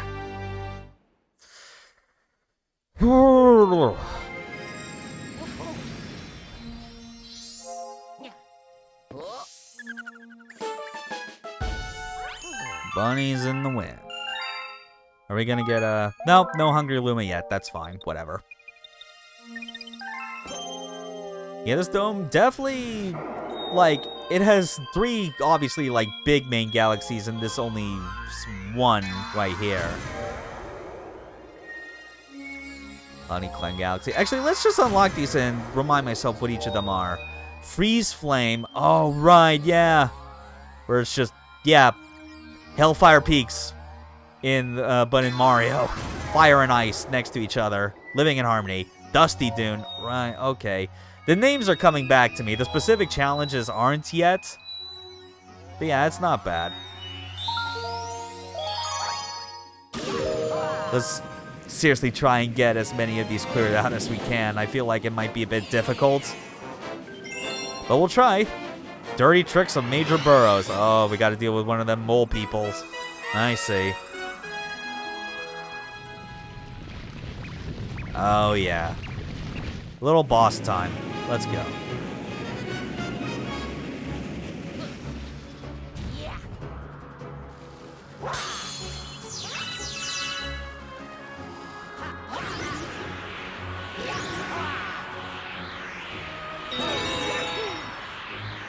Oh, oh, oh.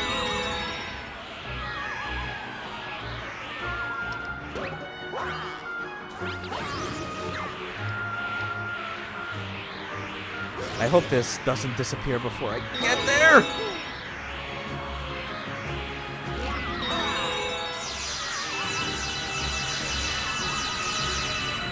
Okay. Oh god, I made it. Thank goodness. Hell yeah. When in doubt, spin ground pound.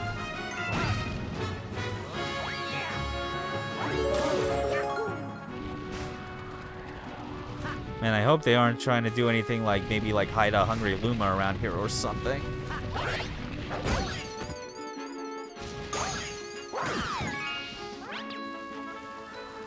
Wait, hold on. Do you need to ground pound to get them out? Can you just like shoot them with like a well-timed starbit? Yeah, you can. Yeah, both are completely valid. The ground pound, especially like if you could get like the shockwave to line up properly.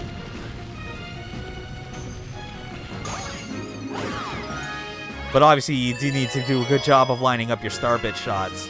Yeah, this is still good.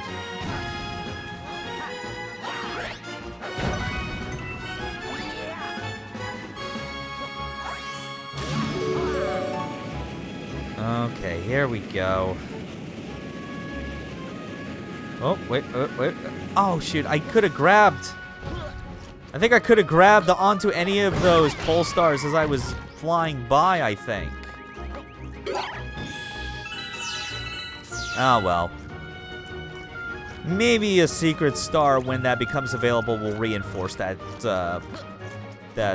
idea.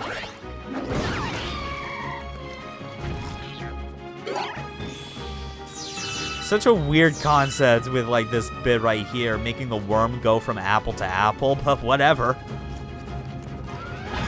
We do what we like because this is a 3D Mario game.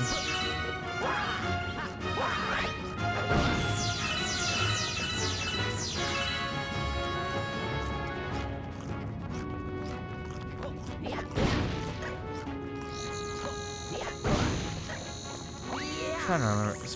It's gotta be... Yeah, one of these. That's the one. Jeez, that's a terrifying worm.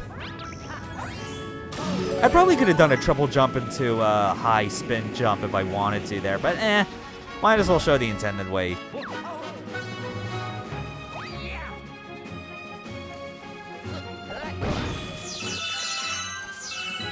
More star bits.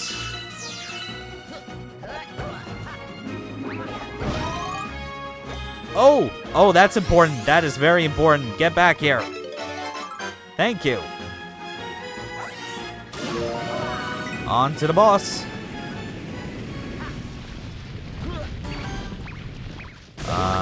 There he is. Look at that fuzzy little mole.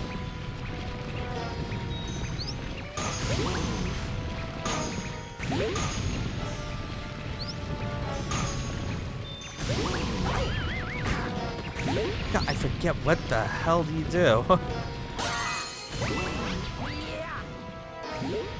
Is there anything down here? Or nah?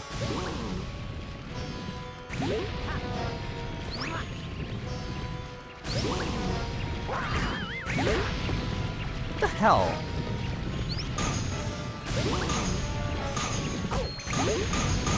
What the fuck, dude?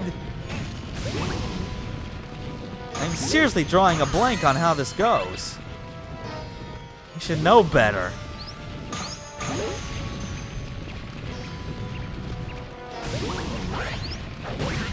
Oh, right. Okay. I guess that's a way to do it. I just didn't get a proper attack in. Mama Luigi? No, just Luigi right now.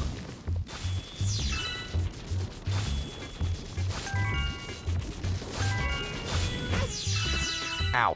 Asshole.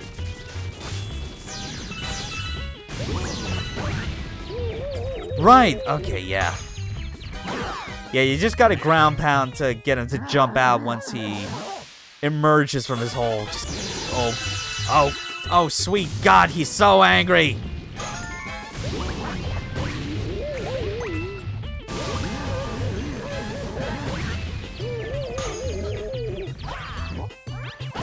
Oh, come on! That wasn't fast enough? Shit, whatever, I'll just make do here.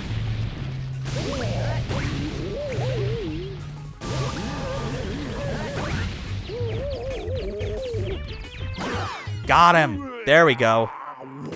Yeah, I'd forgotten the first parts for a brief moment where it's the ground pound that you need in order to get him to pop all the way out, and then you spin jump into him. Alright, there we go. Another star down in one of this game's best galaxies. At least just from a pure music standpoint. Because Gusty Garden's theme is so fantastic. Yeah, dirty tricks, but they weren't dirty enough. Oh, of all the fucking luck. You saw that number. Yeah. How very 2007 of us. Alright. Back to it. Let's clear out this galaxy and we'll do Honey Climb, I guess. Surprised we haven't gotten another Hungry Luma to spawn yet. Gravity Scramble. Oh yeah, this one.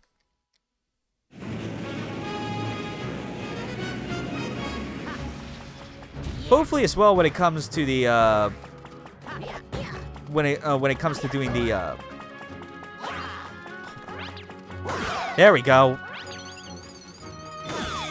That's what I wanted. Give me those star bits right now. And you know what? I want yours too. Give me a surplus of star bits right now.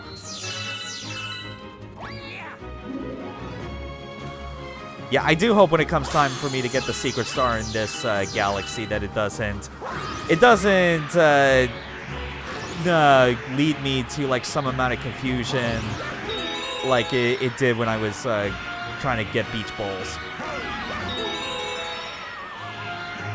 Is this gonna... No, it's gonna miss.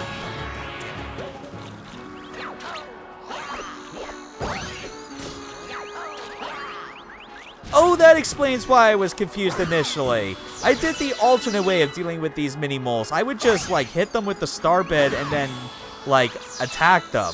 I forgot that, like, the game was trying to subtly teach you over time that, like, no, the way you beat these moles is that you ground pound so that they, go ass first out of their hole like that.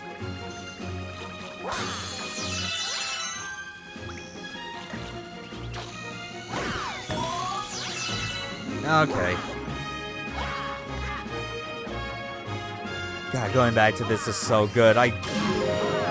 Even if this ends up taking going back to the length of of streams that I would used to go for, which would have been about like 3 hours or so. I don't care. I don't want to stop right now. Going back to this game is just so joyous. Oh, wait.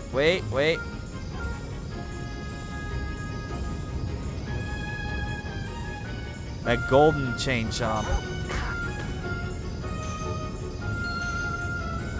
And I don't... Okay, that has to be linked to a secret star.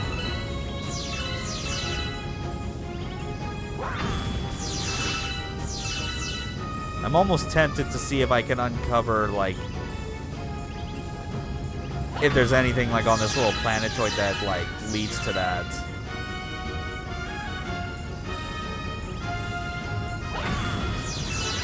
Okay. Nah, just all I got for my time, I guess, was just a bunch of star bits. Which, I mean, that's not bad. You never know how much you may need going into a level. But we'll get this another time, I suppose. Alright, whatever.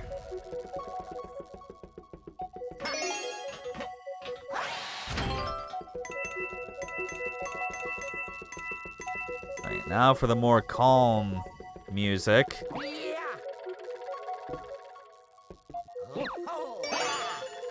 Yep, that's a way to get around that.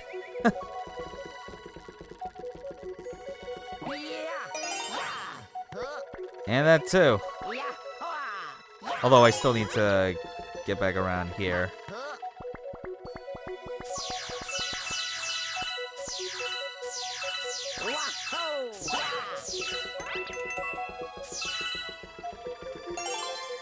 Yeah.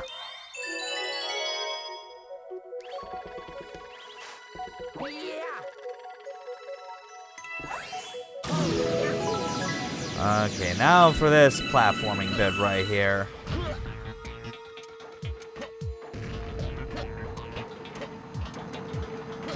Which, I think if I recall, yeah, this is where you can manually shift the gravity. Like so.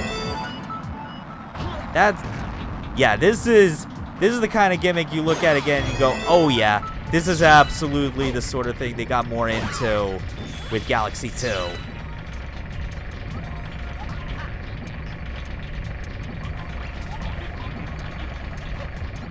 Ooh, no. No. Oh, God. Yes, I wanted that, please. Thank you. Oh, that was a bit tense. I gotta admit.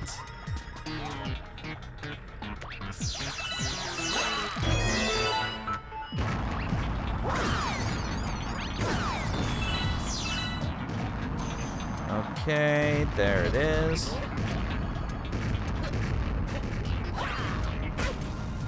Ow, you asshole!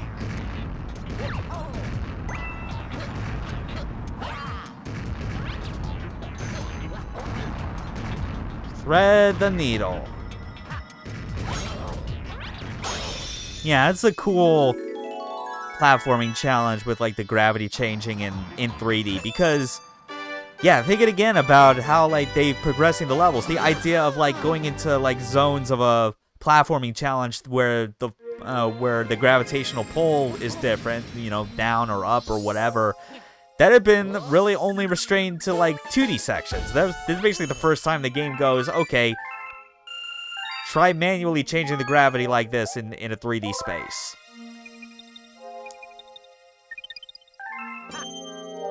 Let's see, is it gonna give me a comment right now? No, not yet. I guess we'll get to that a bit later. Okay. Where's the secret? Oh, of course, yeah. It makes total sense. So there's gotta be something like a rainbow star along the way or something that I have to grab if it's gonna let me break open that chain chomp, because that's where it is.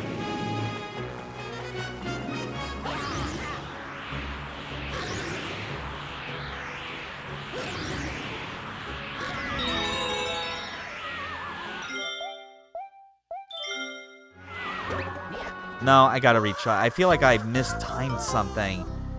Maybe it's tied. It has to be possibly tied to, like, if I can grab those, like, question mark coins. Those big ones.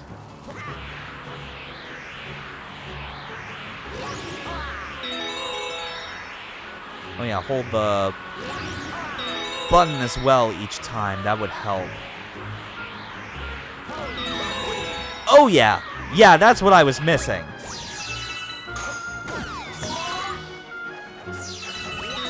Yeah, okay. This explains it. Okay, we're on the path. We're on the path. I know this leads to... Yep. Thought so. Alright, let's run into that thing. Let's get our star. Yeah, this is a cool one.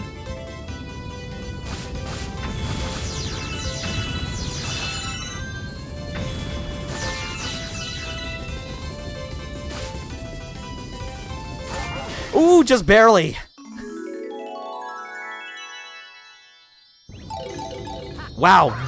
Literally definition of last second. That's pretty good. Okay. That was a fun one. Okay. Still surprised the Hungry Luma hasn't spawned outside this dome. It has to be for like a different galaxy, I imagine.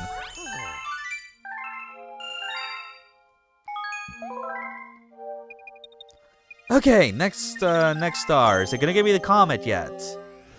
Yes, it will. Oh god, Daredevil. That's right. Oh, it's gonna be the boss fight.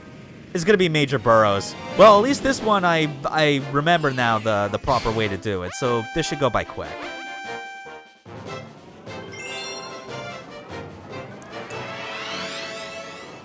Alrighty.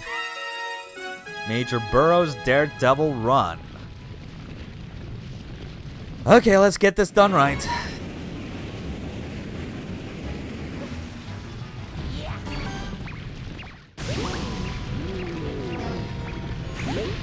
What an asshole harassing this poor little space bunny. Oh well.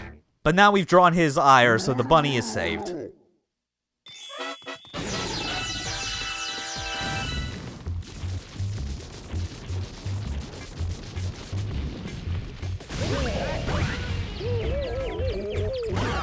Okay. Yeah, I at least remember, I think, even from when I was a kid, of the various Daredevil Comet stars, this one did not strike me as being a particularly hard one, just because, again, it's not nearly as extended like the Bouldergeist fight is.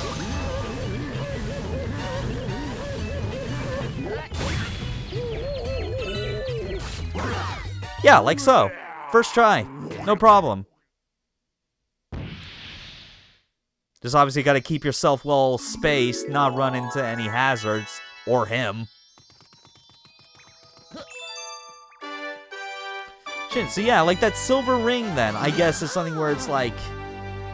It really is something that that's like a blink or you miss an extra spot on one of the main stars, or... Shoot, I forget, is that also one where where one of the green stars is? I guess we'll know for sure when we look at the map again.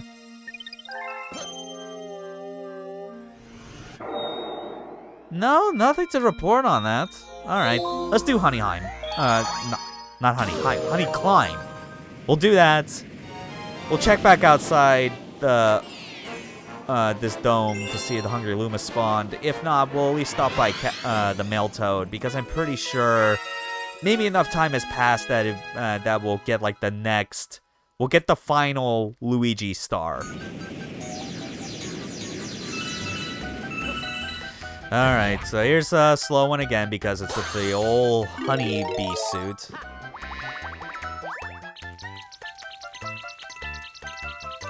Which is still alright.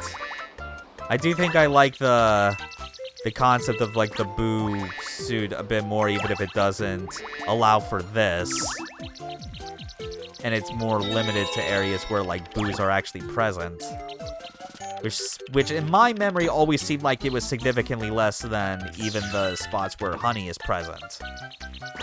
But Ice Flower's great. There's also the Fire Flower, which I definitely like.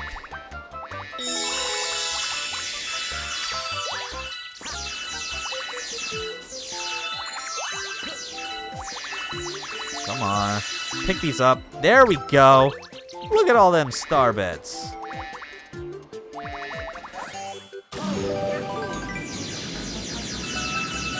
God, just so many. So many that it's like hard to catch even all of them.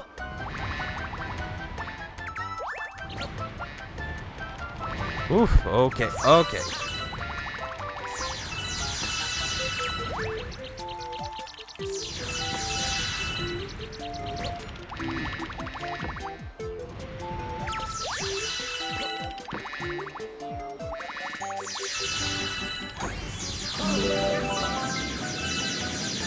Just all these. Oh my god, we're already past 150. That is nuts. And 49 lives. Just fly past everything. Again, go fast. Who cares? The honeybee suit is slow as it is. Gotta do everything to speed it up.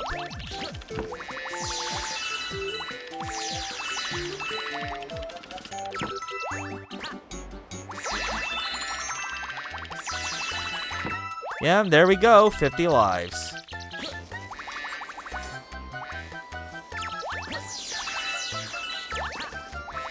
Yeah, it's not bad. Easy to, like, go relatively quick while collecting a whole lot of star bits. That'll be good for the bank.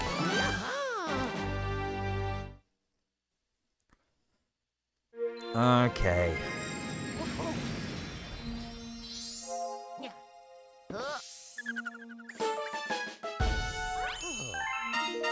Galaxy complete. Huh, still no Hungry Luma. That's weird. Oh well. 1776. Let's go back to Meltoad. Let's see if he's got any updates for us.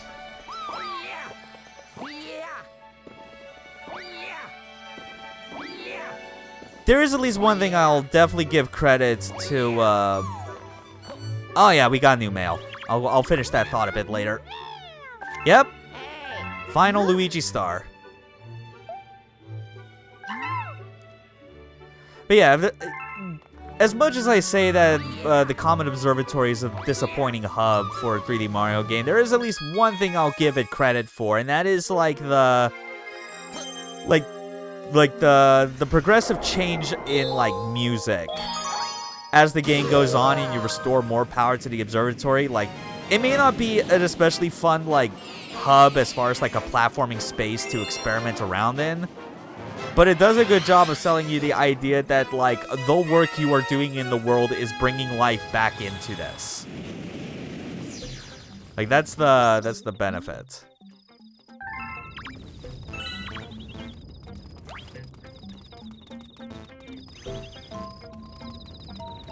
Okay, we just need to get to the spot where Luigi was seen. Oh yeah. No, no. We're not going back there yet. There we go.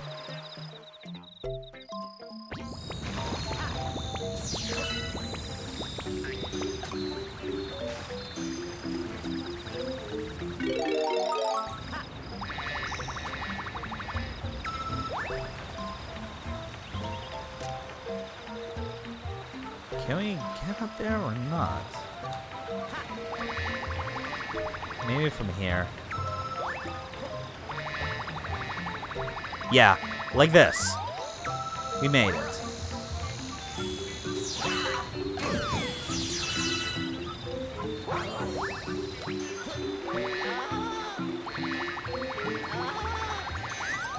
Dude, come on.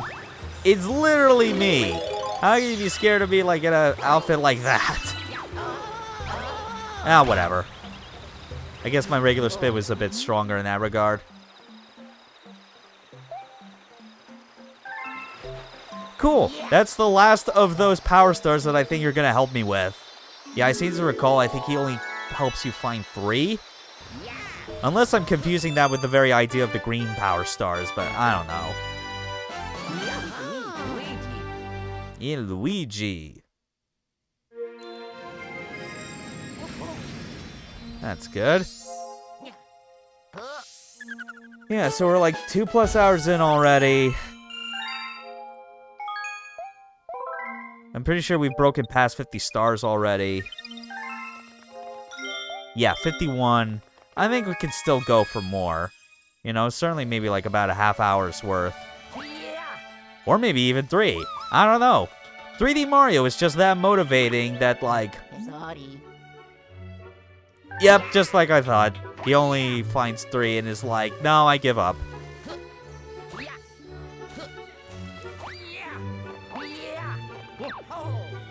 And it is... okay. Back to that 4th dome.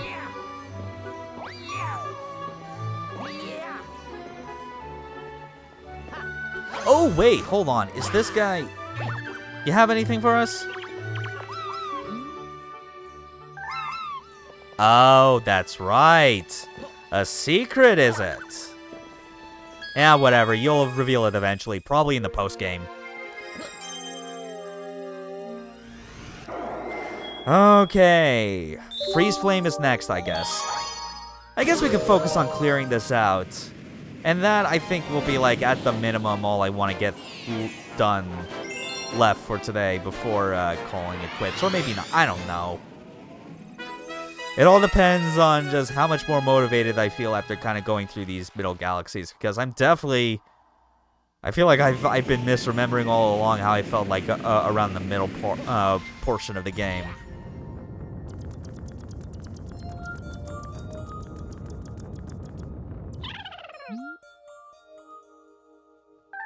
Yeah, okay. Also, don't call me an old man. Luigi and Mario are canonically 25 years old. At all times. Take that. Now to throw you into the abyss.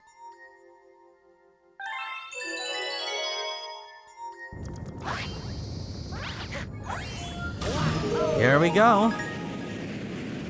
This is definitely a cool aesthetic. I really like that with the skybox itself. They're like, yeah, we're putting an Aurora Borealis here.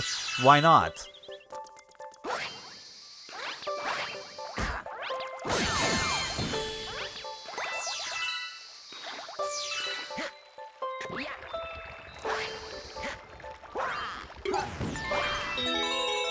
There we go.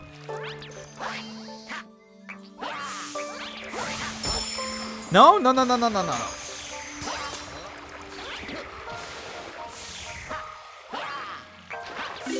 There we go. Yeah, so those water jets will, like, provide a platform for us.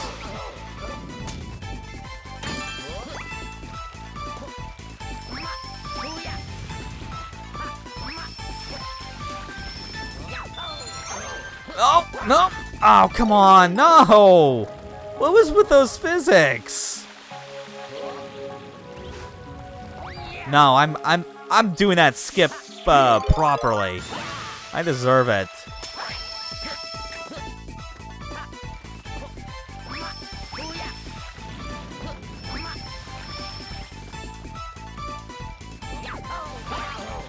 Ooh, got it. Bypass that part of the level, thank you very much. Oh, but now here's the real shit.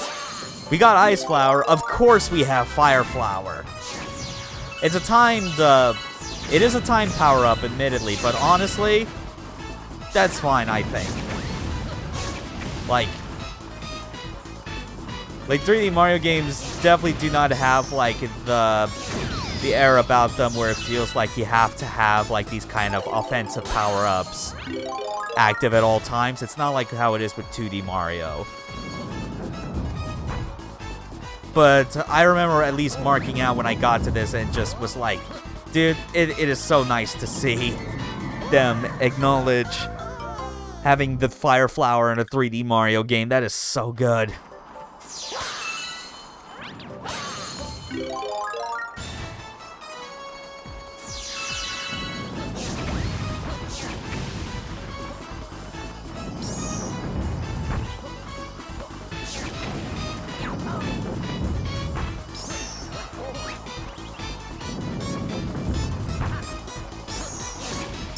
No, fuck, why is it just... This is still, like, the part that's always the most annoying when it comes to how they change the movement feel with the Galaxy games. Admittedly, it's a bit exacerbated because of Luigi's particular physics. But I just really hate how nerfed, like, how much more specific you have to be with initiating side jumps. Like, that's terrible.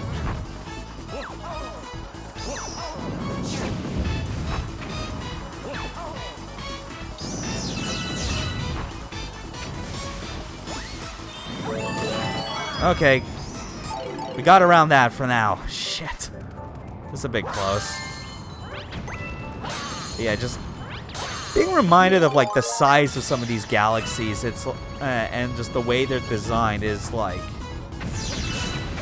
I do kind of miss it, but not to the extent where I would be like, oh, Galaxy 2 lost something like significant by not having these kind of big galaxies that still had a feel of being like exploratory hubs, but because it's not the best at it. I feel like I would love these even more than I do currently, which is more of an appreciation, if anything. And it feels more that way because of like just the simplified movement options not being where I want them to be. You know, because if they had these kind of levels where it's like if this game had the movement of Sunshine with the gravity mechanics and what all intact, then yeah, I would absolutely be down for. I would have preferred this game maybe over Galaxy 2 for having like these bigger levels, because then with the expanded movement, that could have led to more interesting skips and routing. But here, it's just more like, no, the simplified moveset means you kind of have to commit more to, like, what are clearly, like, a singular or maybe, like, two established routes. Wait, that was the secret star? What the shit? I didn't even realize. Right as I was talking about freaking routing of all things in this game, I proceed to get the secret star without even realizing. Okay, no, actually that does make a bit more sense. That really was just an alternate route that was like kind of a secret, and I just got it anyway. That's amazing. Yeah, this game's still good. It's middle of the road for me for 3D Marios, but it's still really good. Like, I don't think I've actually broken down what I think is the core, like, line of thinking I have behind how I rank these 3D Mario games. But I think the best way to describe it is that it's a good mix of, like, the level design goals with the game's movement and platforming options. And then it's all wrapped up in, like, an even bigger Venn diagram that's best described as, like, how joyous is it? Like, how easy is it for me to, like, feel motivated to 100% it? Like, get all the stars. Which, from that perspective... Oh, wait, now I get it. I guess I should have... If I was going for the secret star, I'd be taking that route instead. Instead, I just, like, took, like, a... alternate way to, like, one of the mini launch stars. But yeah, it's like Mario 64 is still top of that for that very reason, because it is brisk, it is 120 stars, the levels are not too big, your movement options have a lot of depth, it's really good about that. Galaxy 2, I would put it a close second because, yeah, its levels are, you know, they're different from 64's, but the most important thing is that they are in line with what the game's, what that particular game's, like, movement systems are about, you know? They're simple, but they work better in the context of, like, these, like, focused linear platforming sections. Oh, god damn it. I should have gone down. Fuck. So yeah, that's number 2. 3, even though, like, I've only played through... Even though I've only 100%ed that game once, just because of how big it is, I think I'd still be fine putting it at number 3, and that is Mario Odyssey. Because fun movement, I'd say, like... I know, like, I've had discussions with friends about, like, especially his critiques of, like, the movement depth in Odyssey and how very flowcharty it is because of, like, the specific limitations you have on Cappy, even though you have a lot of moves with him, combined with your normal core moveset as Mario. But I do think like, I don't have as much of a problem with it because, again, it still feels like with those flowcharting mechanics, they're still in service of, like, what the game wants out of its levels.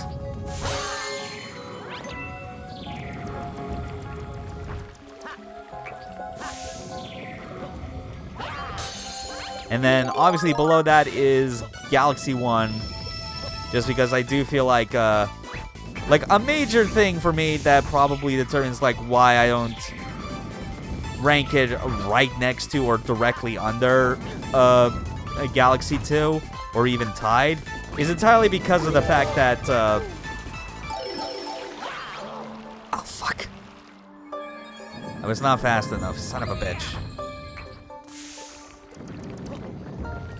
Let's see, what was my thought? Oh, yeah, it has to do, again, with how the 242 stars in both Galaxy games are handled. I didn't mention it with Galaxy 2, but one thing I do remember with how that game works is that with the 242 stars, you have the regular 120, which counts as, like, the first 100% criteria. Then you have another 120, which in Galaxy 2 isn't you doing those initial 120 again as Luigi, which is what this game does. Instead, it's a 120 green stars that all have their own criteria. So it's effectively 240 unique stars. And I find that infinitely more motivating to try and 100% compared to play through this game as Mario for 100%, then 100% it again as Luigi on the same file. And then once you do that, you unlock a final bonus galaxy where Mario can get 1 star from it and Luigi can get 1 star from it. And in Galaxy 2, what they do for the... There we go. Yeah, what they do in Galaxy 2 is they have the Grandmaster Galaxy, which is just like a crazy huge gauntlet that's like super tough, and then they have a second star, which is do that again but without getting hit. And that is tough fucking shit to do. I felt like a champion when I pulled that off at, like, back in 2010 during the first month that the game was out. It felt great. So yeah, going for 100% in Galaxy 2, infinitely, like, more encouraging, I feel, compared to what they decided to make it in Galaxy 1. Odyssey, I feel like I have a bit more motivation to get all those 800 plus unique moons, but the problem obviously with that is that there are so many of them. Like, I kind of appreciate the gall on Nintendo EPD's parts to be like, let's cram as many collectible, like, moons as we can. But I think it's a point where, like, I would definitely prefer if for the next Mario game they do not go for that a second time. Maybe show a bit more restraint. If you still really want to have a whole lot, maybe just settle on 500. I mean, it makes sense. You only they only required 500 to access the darker side of the moon. But maybe that's just only because I feel a bit disappointed that they did not have an extra goal at like 750 moons where you get darkest side of the moon, and it's even more insane.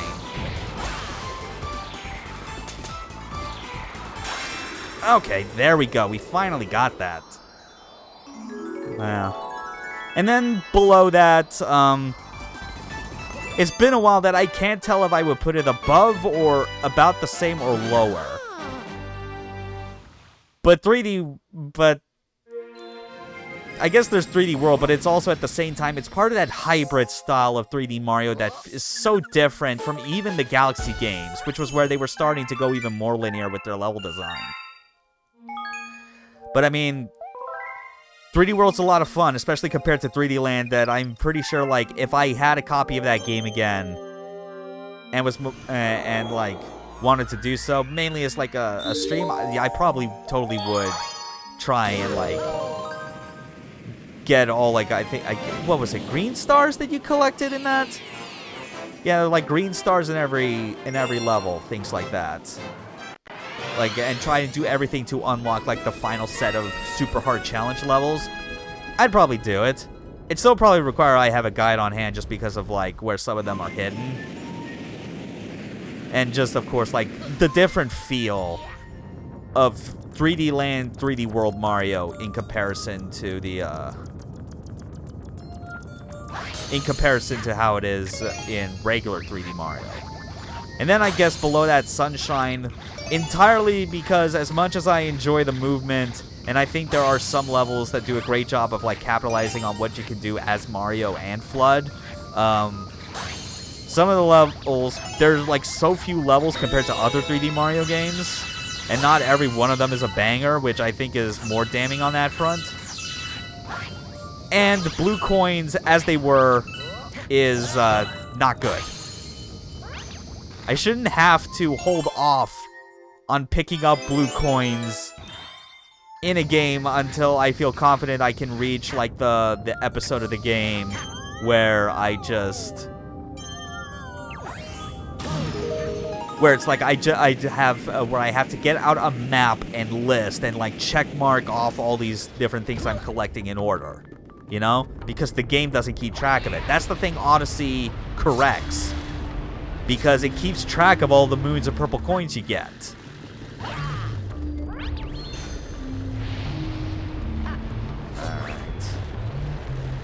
And then obviously at the bottom, 3D Land. Even though it's ostensibly it has the same collectible like completion shit as 3D World, it's just boring. It's just aggressively average for a Mario game. You know? Sunshine may have rough spots, but at least you can look at that and go like, there's at least interesting things to get good at and talk about. There's so much less of that in 3D Land. Like, it's one of those things where you kind of realize, oh, maybe just having everything that's like, that works as a home console experience shouldn't be something that you just put onto a handheld and expect the same results. Because it means you have to scale everything down to fit within the expectations of someone playing on a handheld, which means very bite-sized, very limited levels, mechanics, playtime, all kinds of stuff like that. And that's why ultimately 3D World is just a better version of that type of hybrid Mario game. I wouldn't mind seeing a return to that as just like as long as it still remains like an extra side thing, is the idea. I wouldn't want it to be be back as something that people were worried about for years, thinking that because of 3D Land and 3D World that was somehow going to be the continuing direction for Mario going forward. But Odyssey proved no, that it wasn't. They were willing to go back and expand on like the concept behind like some of their earlier game designs. And I'm glad they did that.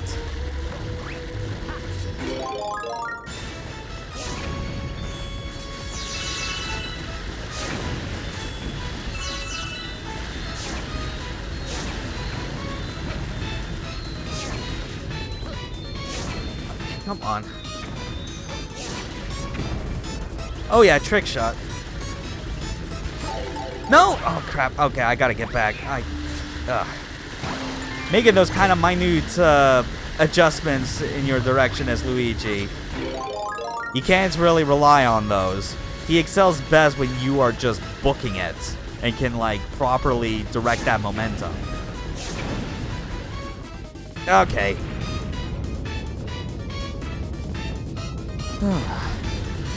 Shit, I'm starting to wonder, maybe there isn't even actually like a Hungry Luma outside this dome. There has to be though, right? I'm just missing something.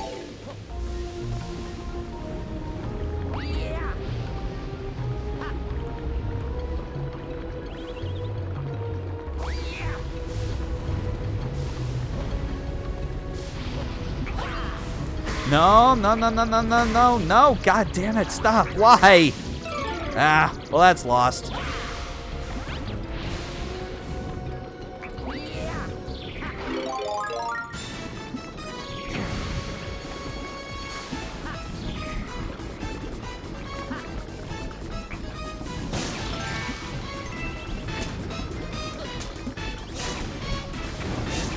Oh, come on, no! Why? Why did it slip me off? What the hell?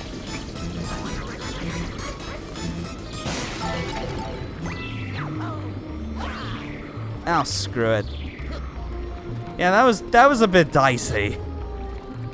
I don't like that. Come on. But whatever, this is the only way I can feel a true challenge in Mario Galaxy 1 anymore, as long as I'm playing as Luigi. Oh, well.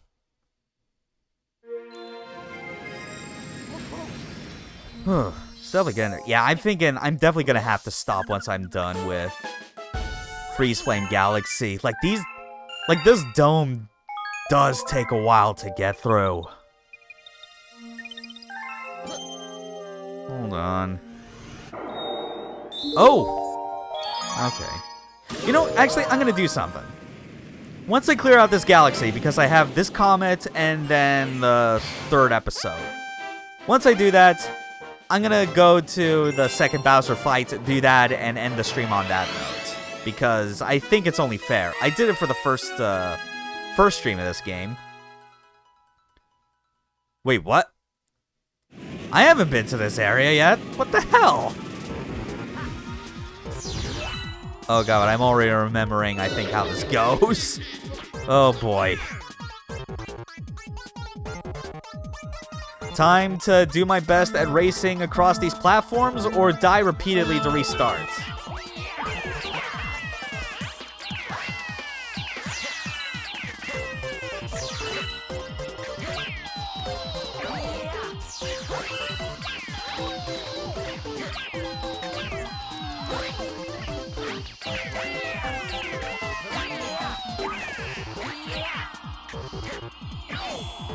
Oh, come on. Ooh. No. Oh, yeah. Oh, first try. Hell yeah. And, oh, god damn it, the stream's starting to have hiccups again this late in. I'm surprised it held off this long. God damn. Drop frames everywhere. Stop it. Stop it. God damn it. Ugh. Hate this. This is the price I pay for having to output this through a retro tank on a laptop that is probably no longer good enough to really support it with all this other software, and I'd be better off if I just had a dedicated, like, desktop. It's too bad I don't, because all my money just goes straight to freaking, like, other retro game purchases and the like. Oh, hey, here's this part. We basically went through here before, except everything was iced over for the race. That's funny. Yeah, now ice and flame are colliding. It's, not at all concerning.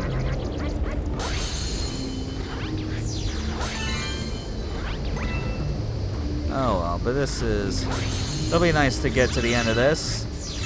Finish up tonight's session with a second Bowser fight.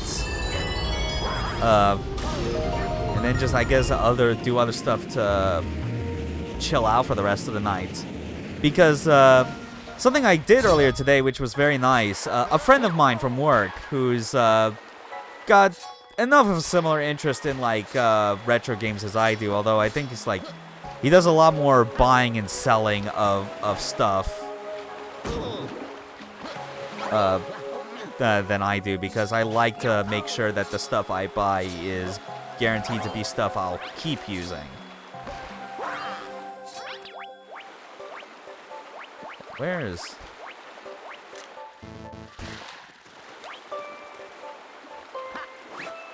And, because of, like, the N64 games that I bought from Surugia, about, like, a week ago now at this point?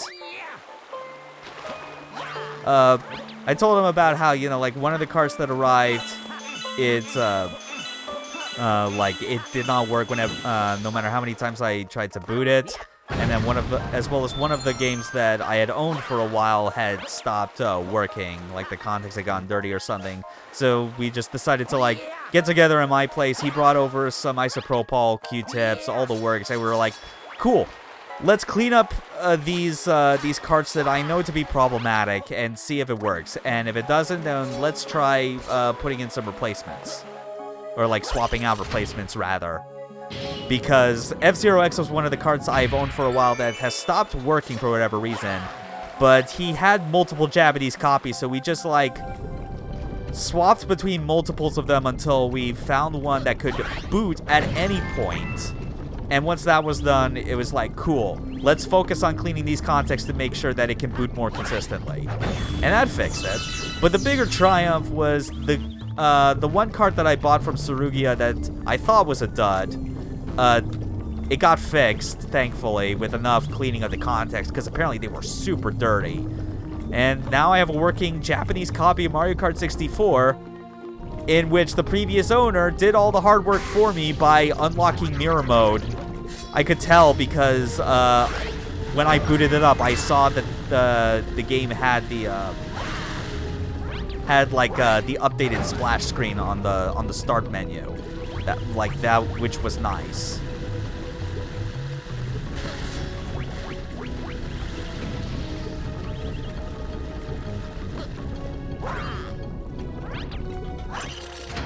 Okay, there we go.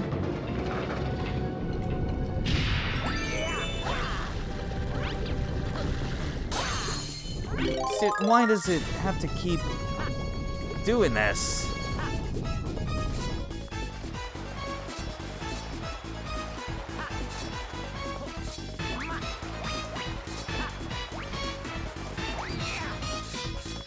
Okay, now we work our way back here to light the torches. Yeah, it's like, this is the sort of thing where I can as much as I am kind of appreciative of, like, the scope of, like, these galaxies, it is also very clearly reminding me again as well why I much prefer what Galaxy 2 went for. Because it was a matter of, like, look at how big just this level is. And then you look at, like, the levels in Galaxy 2 and go, look at how much more brisk and, like, better paced they are. Like, that definitely as well contributes again to, like, a big part of, like, how I feel about, like, whether or not I want to, like, go into doing 100% playthrough of Mario Galaxy, because it feels like a commitment with, like, its own specific caveats that may or may not be worth it to me. And, like, this is one of them. As much as I appreciate the whole concept that I just went through, I feel like there are ways that if this were Galaxy 2, you would find, like, ways to optimize that level design to be, like, 5 minutes faster or something. 1994, just 1 year off from when I was born. Okay, but that's Freeze Flame. We could do Dusty Dune, but no. We need to finish things off strong tonight. Second Bowser fight. Let's do this. And then hopefully once we get around to Friday's stream, that'll coincide with us beating Bowser a third time.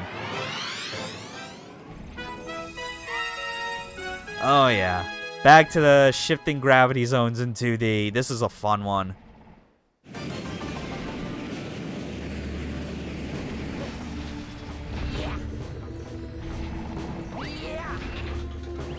Ooh! Oh, come on! I was trying to stop. What? Come on, game. Why? Ugh, please, just... Oof. Dry bones. They work like you expect them to. You knock them out, but they don't stay dead. Now this is cool right here.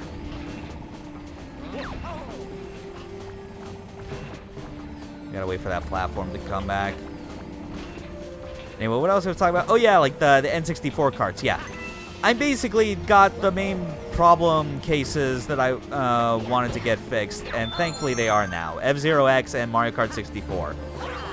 So, N64 grab bag stream, I'd say, is very much like likely to happen like in the near future. Most likely after I finish the going through the Galaxy games, I think. That makes the most sense. In my eyes. It's still gonna be a bit finicky because even though I were able to get like a good number of like the carts cleaned, they're still a bit finicky when it comes to being fit into the slot itself. But I guess it's just oh fuck. Oh god, I forgot that's what they do. It just causes you to disintegrate. That's fucked up. Holy shit.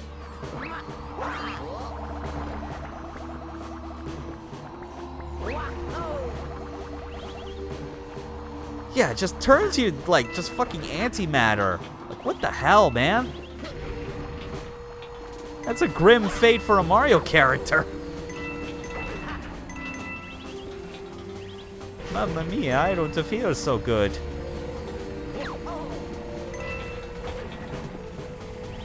Oof. Oh, fuck off! Ugh. When gravity works against you, as it's constantly, like, not adhering to the same direction. Wow. I don't recall having this many deaths trying to get through freaking Galaxies, Bowser's Dark Matter plants or whatever it's called.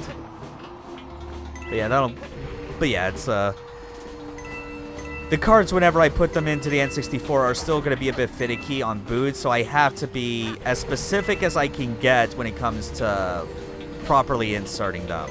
Which I think I've got like a good method of doing it so that it happens with high enough consistency.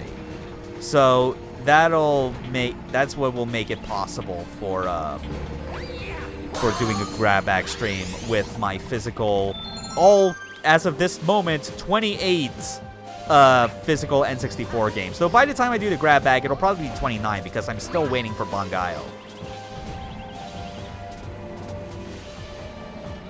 Outside of that, though, man, that Duke Nukem Forever build that leaked late Monday night, Tuesday morning, it's the most insane thing. Like, I'm trying not to say too much about it, what's on my mind with it currently, because I'm still digging through it, trying to, like, figure out, like, what are parts of it I would feel best about trying to, I was not paying attention to that, god damn it. Yeah, trying to figure out, like, the best slices to take from that so I can, show it off in a good enough capacity, for Saturday's stream. Since I'm going to be adding that on top of the,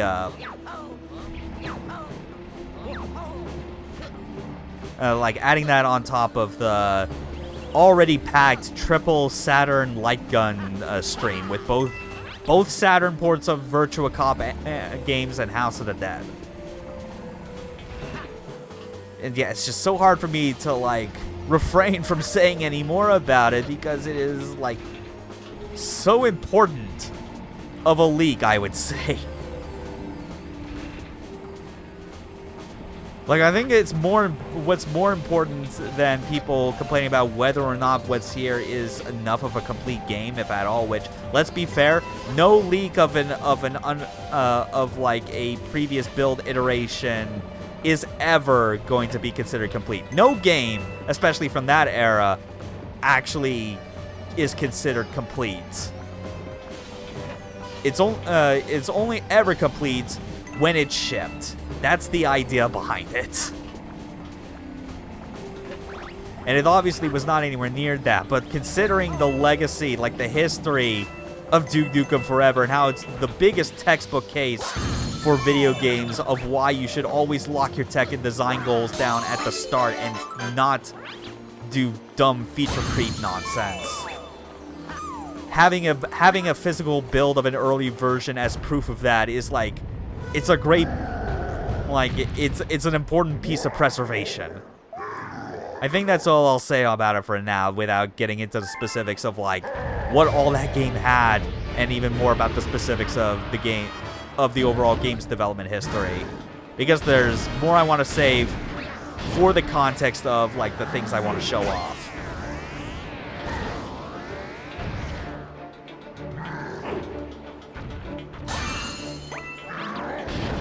Oh, wait. There it is. Yeah, you gotta get him out of the phase where he's doing a bunch of spins. And then do the same thing you had him do like in the first phase, first fight. Just ground pound the lava and start running around with his tail on fire. Okay. Time for the second fight. These are good Bowser fights. And I think I'm gonna like give a bit more credit to this game in the context of like Galaxy 1 and 2, where I am going to say these Bowser fights much better and engaging compared to the ones in Galaxy 2.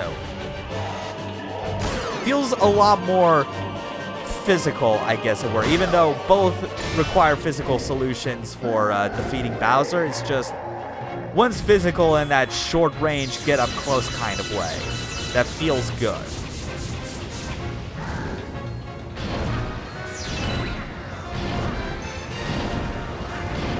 Oh my god, so many.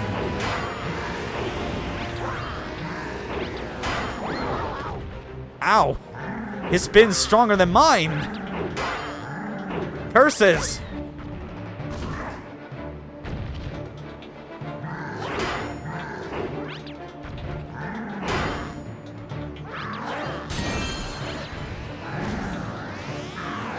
There we go. Let's finish this up.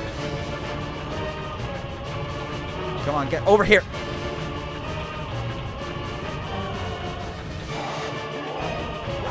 Oh, God. Damn it. No, no, no, no. No! Shoot. I don't recall there being a time where I ever missed that opportunity just because he was completely running at the wrong angle so that I couldn't catch up. 3, 4, 5, yeah. Oh, God, yeah, just trying to parry these fucking spins, man.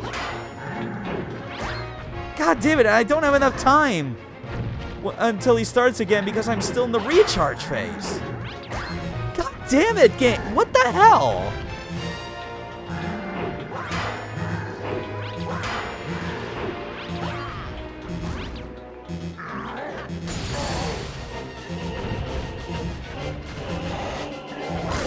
There. Let's finish this. Yes. Yeah. Okay. God damn it, stream. Stop shitting yourself. Why are you like this?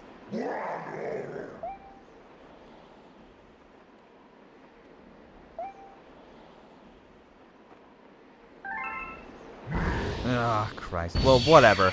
At least this is the end of the stream. Just, ugh. Either way, I still made sure I did my steps to eliminate the audio desync at the start, so that's good. It's just, this is always going to be the frustrating part of things for the foreseeable future until I get a better computer than this. Which, I don't know. Maybe that time will come near the end of the year once I get my PFD. Because that's the benefit of living in the state of Alaska. It's so far removed from the rest of the United States that you have to have its government actively pay its citizens to stay there. And honestly, considering my failures, like, trying to move to Washington and thinking that it would, like, lead to better opportunities for me, probably should have stayed up here. I'd probably be in a better spot financially than I did for, like, that, for a good stretch of time down there. Oh, but that's it. Second Bowser fight is done. 57 stars. We got, like, a whopping 30 stars in this entire session. Oh yeah, all 5 galaxies ready to go.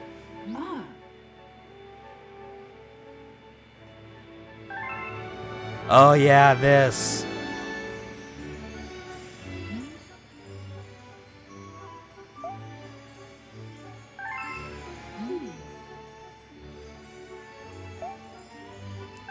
Right, yeah, because the final Bowser fight, you don't access it from the, from one of the domes. So it's probably very early on.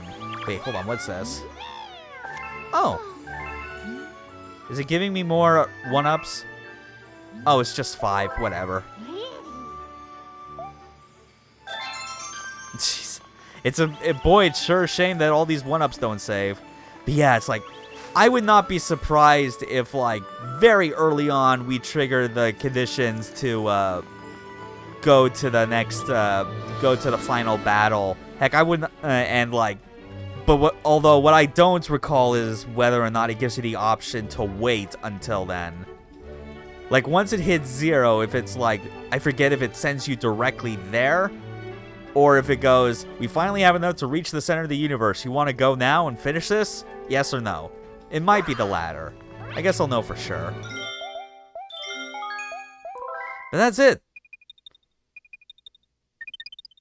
We're almost halfway done as Luigi.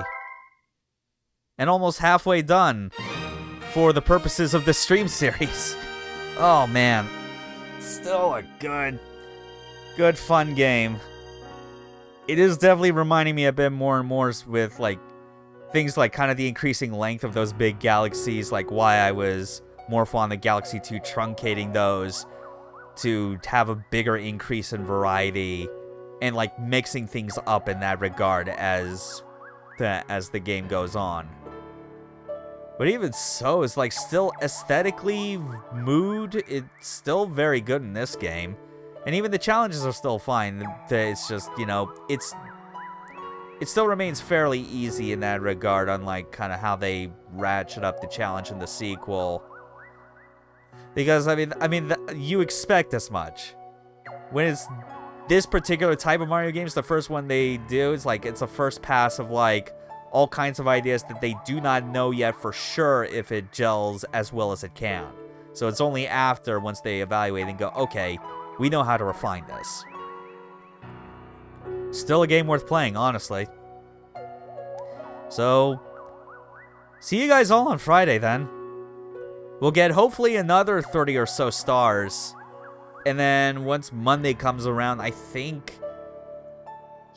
Monday has, like, the highest possible chance now of being, like, the final stream for this game, where I get the 121 stars as Luigi, which in turn will make this file become a 242 star file. Yeah, you get to see me do half of it as opposed to all, because the first and the second halves are literally the exact freaking same. You'll be very appreciative of, like, how different the 242 star progression goes in Galaxy 2 compared to this. So much so that I will be 100% committed to getting every single one of those stars in the sequel once we get there. Practically gonna take me the entire rest of the month if I would not be surprised. So, see you on Friday as we proceed to explore more of the galaxy and maybe even beat Bowser a third and final time. I'm pretty sure, like, for 100% completion, this game requires you to do the final Bowser fight twice. But that's whatever.